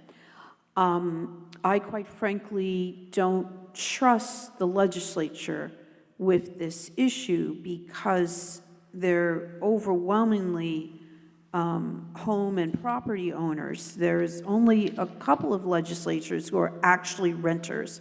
So it is regrettable that when we sometimes hear, we hear a lot about the housing crisis, but we don't actually have a lot of discussions about what is happening in the rental market with regards to the dramatic increases in rent, how little notice people are giving, and it is a really major issue in Burlington just because of how tight our market is. And I think it's important for the city to have control over it and not, I guess if we had a higher vacancy rate, maybe we should be concerned about what's happening in our immediate neighbors, but that's not the situation that we're in and not the situation we'll be in anytime soon. Thank you. you, Councilor Grant.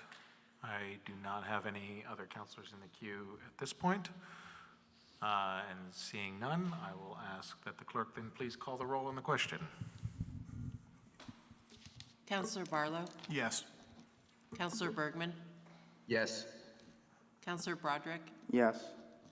Counselor Carpenter? Yes. Counselor Doherty? Yes.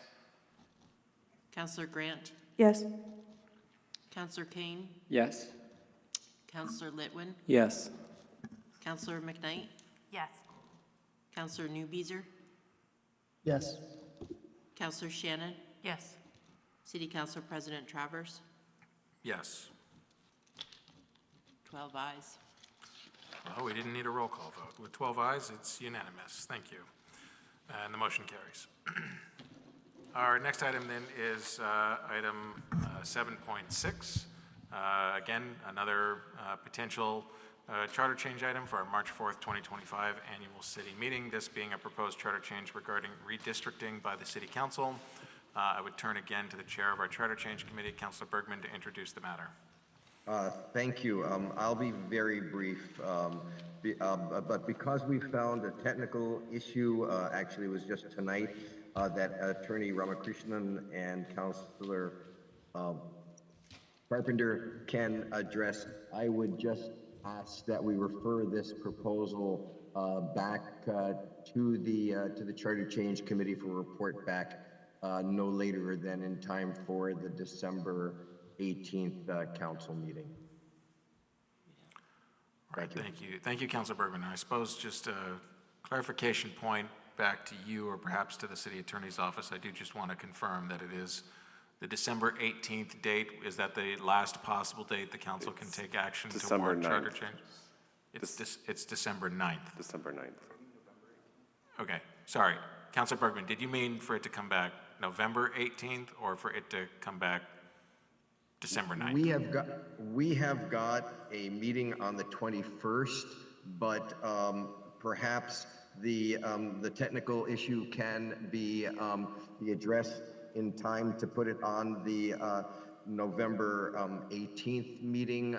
Fundamentally, I might as well just get into it quickly. In looking at the strikeouts for this, we did not, in my opinion, successfully ensure that the existing district and wards remain in place until new ones are put there, or replace them through a city vote. So we just need to make that very quick change and a fairly simple change, but to do it on the fly, I think, is very unadvisable or inadvisable. So perhaps the attorney can talk about this, and we can actually just get that correction in time for next Monday's meeting. That would be my preference, and not even have it. Yeah, that would be my preference if we could do that. But we don't have a meeting of the Charter Change Committee scheduled in time to do that. So all right. So just to try to navigate the discussion here a little bit, Councilor Bergman, because there is no charter change meeting between now and November 18th, I would suggest perhaps that, and I will turn to Attorney Ramakrishnan in a moment, if edits can be made to this prior to the November 18th meeting, that the motion would be to postpone this item until November 18th, at which point a proposed amended version could be brought forward for a motion at our meeting on November 18th. I would love that as a substitute motion. Okay. Thank you. So before turning to that, just Attorney Ramakrishnan, you've put a lot of work into this. Let me just ask you, is that doable from your perspective in preparing an amendment for next Monday? Yes, and this was not my my baby, so so I don't want to take the credit for the lot of work that went into it. But I think if you're going to do that, it might be best to make the motion to suspend the rules, not to send it back to Charter Change Commission to make that change, just in an abundance of caution. Understood. I personally, I think, because this has already gone to charter change, that it would be in order for us to just postpone this and for a counselor, it sounds like Councilor Bergman may be willing to do it, to prepare a proposed amendment to the version that came from Charter Change, and that we that the motion would be simply to postpone the item until November 18th. I mean, I doubt anyone would challenge us on it, actually, but if we're going to make a change to it, technically it ought to go back to committee first. It's not just a postponement, it's a change to the resolution. I mean, the problem is that the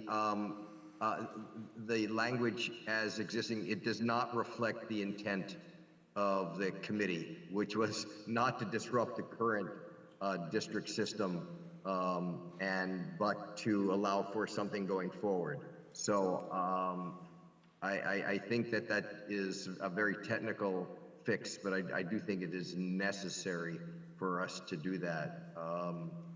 And would love to be able to do it with the assistance of an attorney in time to be able to meet deadlines for the 11th. I mean, for the 18th, 11/18. But Okay. either way, I can navigate through. Well, we have no amended version now, so again, I think the motion that would be in order is to postpone this item until November 18th, and then once we have an amended version for the November 18th, if there's a rule that would require that go back to charter change, that we then move to suspend our rules on the 18th as necessary to consider that amended version then. So my suggestion, again, Councilor Bergman, would be that we move to postpone the item as posted to November 18th and then work to prepare an amendment for that meeting. That is an acceptable substitute to what I read. Okay. So the motion is to postpone item 7.6 to a date certain of November 18th. Is there a second to that motion? Second by Councilor Doherty. Is there any further discussion? Councilor Carpenter, I saw your hand raised. Did you have a comment on the motion to postpone the item? No, I don't feel strongly. I just was thinking it might be simpler to do it for the later date, but if this works, that's fine. Any further discussion on the motion to postpone until November 18th?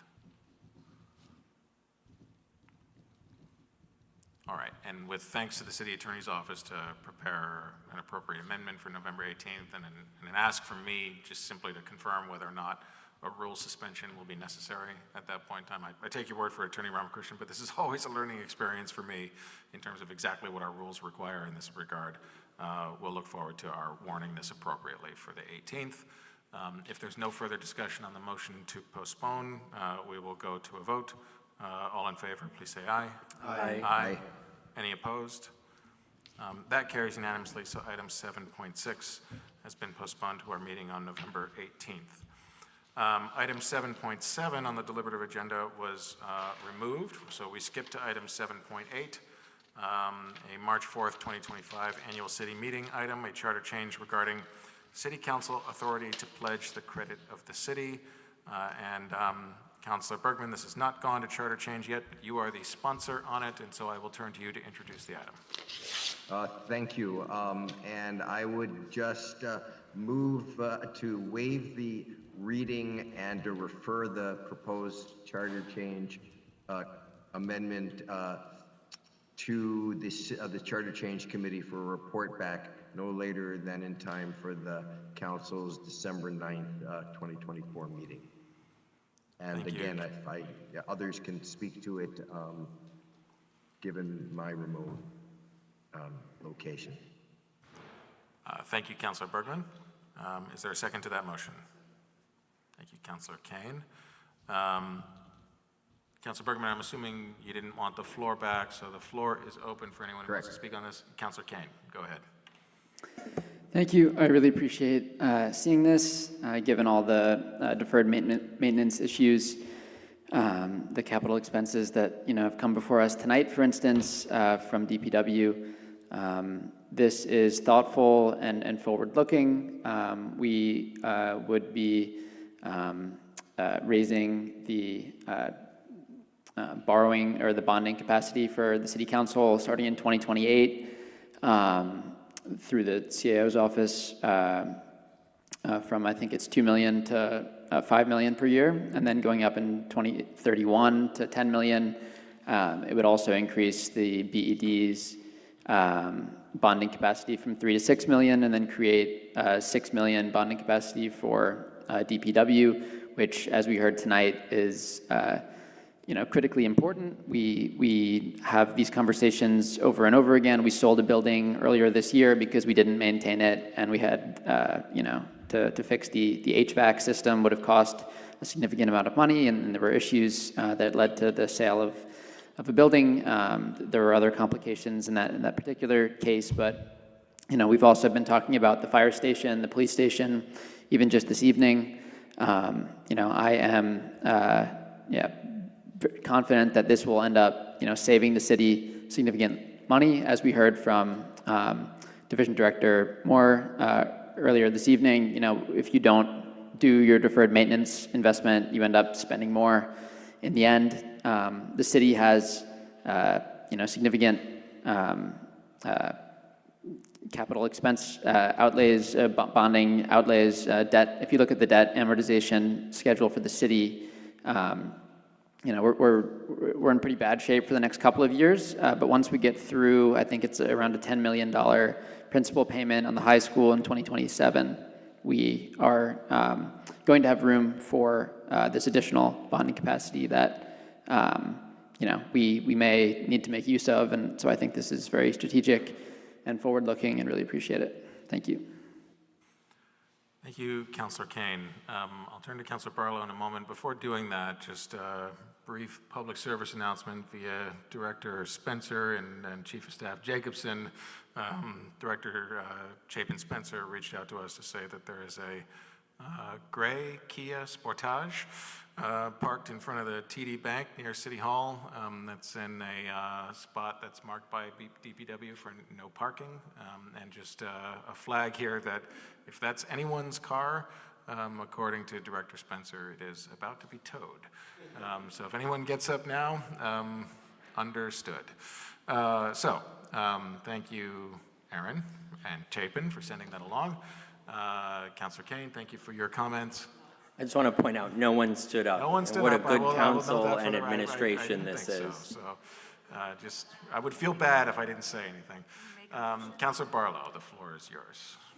Thank you, President Travers. I'll note that my car is parked at a bag meter, but it says it's legal to be parked there after 6 p.m. Okay. Anyways, I really appreciate that the bonding authority hasn't been revisited in a number of years, and I'll be supporting the referral to Charter tonight. But I am a little concerned about the size of the ask, though. $10 million represents basically a five-fold increase, and that might exceed the level at which we should not be having to ask the voters for additional authorization. But I'm willing to have the conversation in Charter. And I also have some questions that I don't know if they've been considered or raised yet, so I'll raise them here. And I'll provide them, and I usually send these ahead to Catherine, but I didn't have an opportunity to do so today. Have we discussed this with the Burlington School District? They also have a $2 million annual bonding authority, and I'm just wondering how any action on our part might drive analogous action on the part of the school district. And we should look at the MOU we have with the school district on borrowing, because we share the overlapping debt with the school district, which leads me to the next question, which is around our debt policy, and if we modeled out how the spending might affect our debt policy. And I don't even know, but I know that with the high school that we were like pushing the maximum within that debt policy, and we may have even triggered, or we may soon trigger the provision in the debt policy that requires the council to approve us exceeding it and to have a plan to get back to it. So I would just ask that we make sure that we have all of that covered if and when we raise this authority. I'm also curious about what the current debt load is.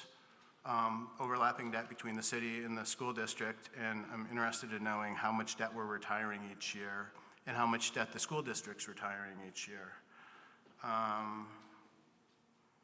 And lastly, I'll say that I know that there was an indication that there may be a potential ask for a general obligation bond, and I'm just wondering if this change that we're considering in charter would be in addition to that, if the administration were to bring that forward, or is this instead of?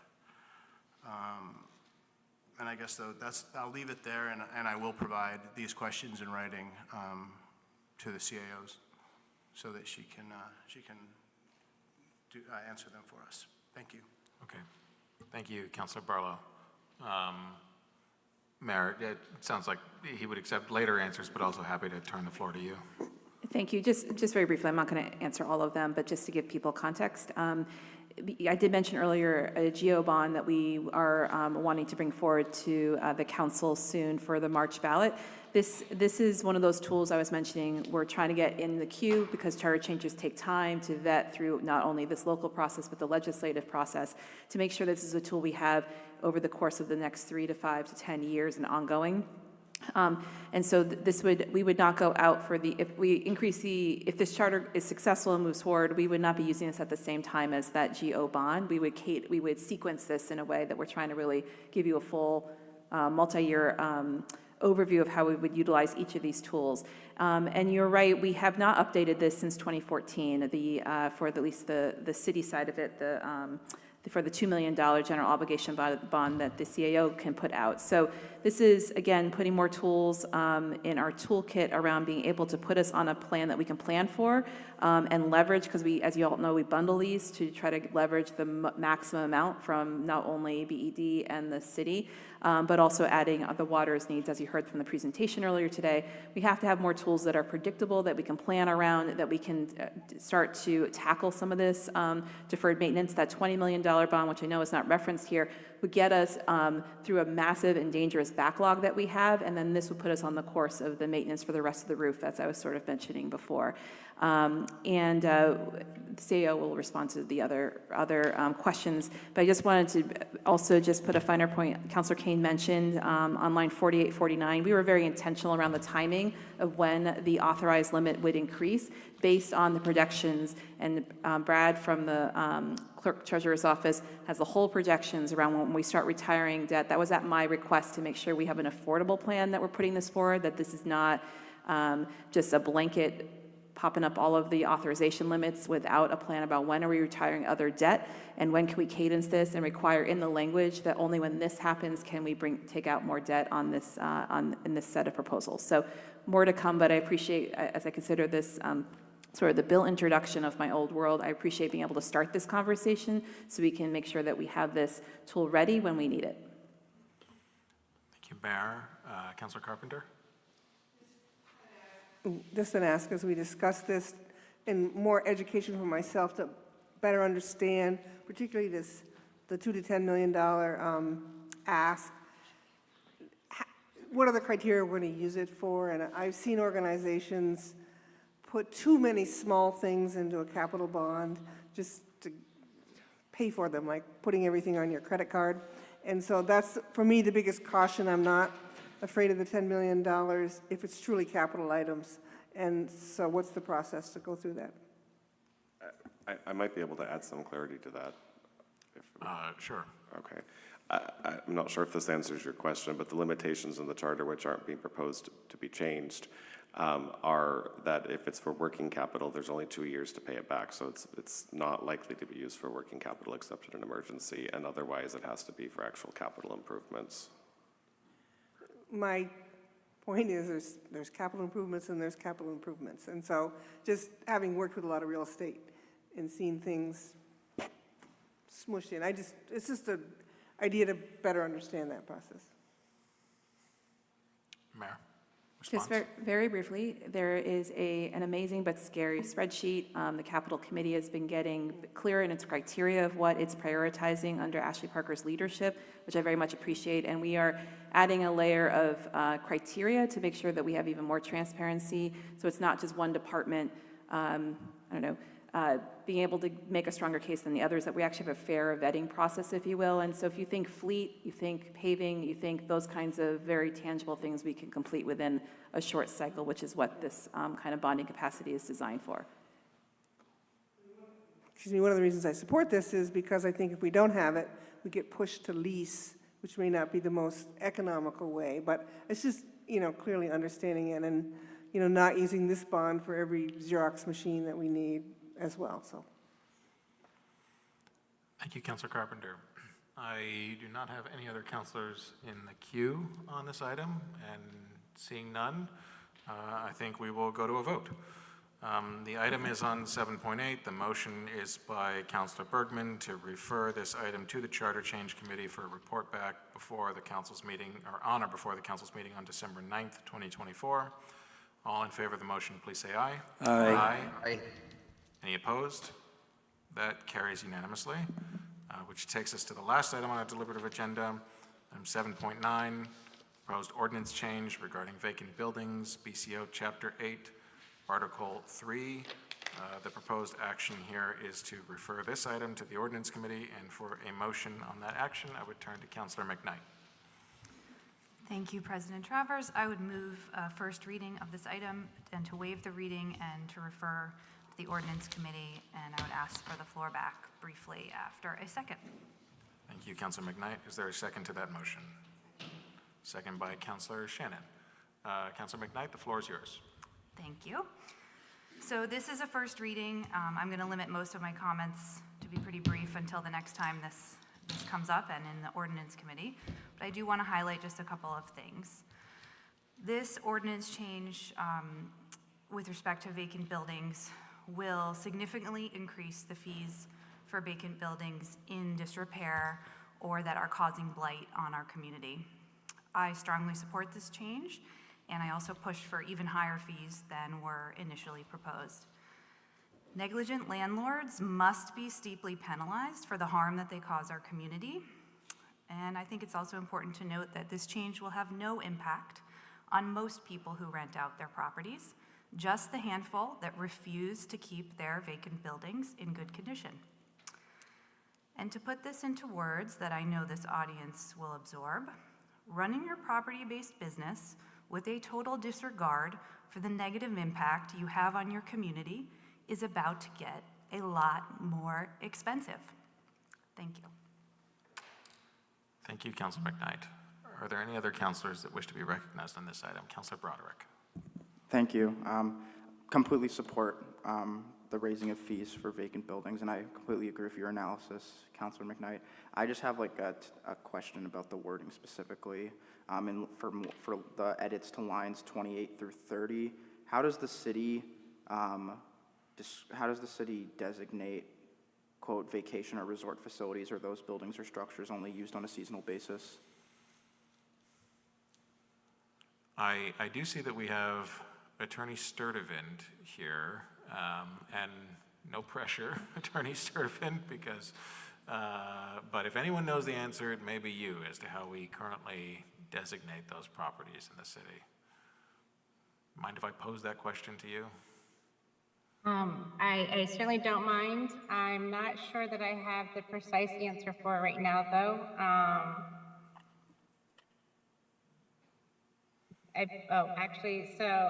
Director Ward is texting me to let me know that they are designated in the assessor's office as seasonal. So that's where they're distinguished. And I do see Director Ward online as well. So thank you for that, Attorney Sturdivant, but I do see Director Ward has his hand raised as well. And Director Ward, I believe you've been promoted to a panelist. Thank you for being here with us at this late hour. Apparently still in your office, Director Ward. So do you have any responses to Councilor Broderick's question? It's a green screen. No, it's the real office.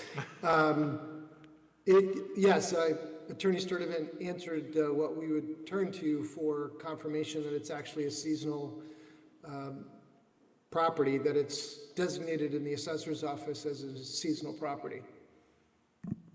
Thank you, Director Ward. And I guess my question connecting to that is on the status of short-term rentals in regards to this ordinance. Would they fall under if a short-term rental is unoccupied or unused for over 210 days, they would be considered vacant, or do they fall under this seasonal property? Well, there's a caveat there because we have some properties that are both seasonal and short-term rentals. So I would say it is, unless it's a seasonal property, then it's going to be falling under the vacant building ordinance. If it's a short-term rental and it's not occupied, it would be like any other rental that's not occupied for 210 days. All right, thank you, Director Ward. I just think that's an interesting nuance that I hope the ordinance committee looks at if it's worth it. Thank you. Thank you for those comments, Councilor Broderick.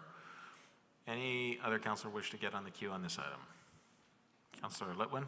I'll be so quick. The only communication I received about this from constituents was actually only one constituent, I believe. I'm a little backed up on email. And really, she shared that she felt this didn't go far enough.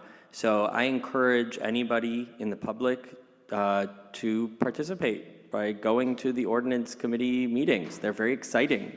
Just the last one had the United States representative for reptile handlers. You never know what you're going to get. Thank you, Councilor Litwin. Any other, Councilor Grant?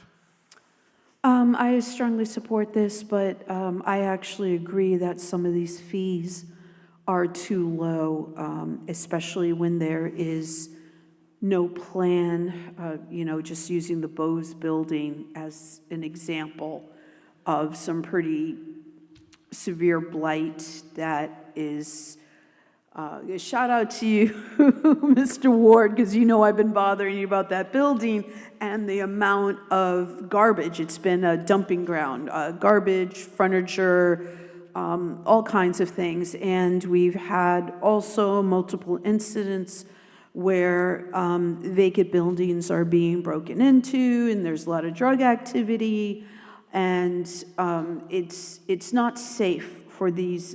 Number one, we need the housing, but number two, it's not safe for buildings to go so long being vacant with no plan. I do support the exceptions. If someone's actively trying to sell their property to someone else, if there's a plan for the property that's in place, I do support those, but if the property owner can't show that there's some kind of plan, I just don't think these are high enough fees to motivate people. Thank you. Thank you, Councilor Grant. Councilor McKnight? Well, let me see. Is there any councilor that has not been recognized yet on this item that wishes to be recognized? All right, so Councilor McKnight is the maker of the motion. I think we'll go back to you for a last word, and then we'll go to a vote. Just super quick to respond to Councilor Grant's point. I agree. I think we should have higher fees as well. As far as I know, Director Ward informed us that going any higher would be higher than he had ever seen in any municipality, but I think that's something I'm committed to exploring thoroughly in the Ordinance Committee. So thank you for raising that point. Thank you, Councilor McKnight, and thank you as well to Director Ward and to Attorney Sturtevant for being here and for your work on this thus far and your ongoing contributions as this moves into committee. With no other councilors in the queue, we will go to a vote on this item. All in favor, please say aye. Aye. Aye. Any opposed? That passes unanimously, and the item is referred to the Ordinance Committee. Thank you. That finishes our deliberative agenda, which brings us to item 8, committee reports. Are there any councilors with a committee report? Councilor Shannon, and then Councilor Grant. Thank you, President Travers. The Ordinance Committee has been quite busy, and there's several things coming out that have come out of Ordinance Committee that you can expect at this table soon. One is the condo conversion ordinance and the emergency shelter ordinance, as well as today, actually, we voted the trespass ordinance out of committee, and on that one, while there are some changes to the ordinance, the bulk of that work is going to need to be done at the policy level within the police department, and we have kind of detailed some goals for getting that returned to us. We have the dog task force report that we're now working on in the ordinance committee, which has a lot of suggestions, and it may seem to some that we have more important things to do, but I doubt we will have any item that gives us more public input than the dog task force ordinance and the many items in there, including the possibility of licensing cats and preventing the free roaming of cats. And people have a lot of opinions on this, we know. So we are going to hold a public forum in early January. We don't have a date yet, to give people the opportunity to weigh in on this. And we're hoping to have that well publicized, welcome everybody's help, so we will let you know when we have that date. Thank you. Thank you, Councilor Shannon. I have Councilor Grant and then Councilor Bergman. Just another reminder, the Public Safety Committee will be meeting next Thursday evening at 5:30. In-person location to be determined, and there's always a virtual location. I am going to continue to hammer home about the discussions or lack thereof of recruitment in the police department. I continue to be impressed by the small social media campaign that the fire department did with great success, and the fact that we continue to not have that digital strategy within the police department. That has been a long-time problem. That has just been knocking at the door with no answer.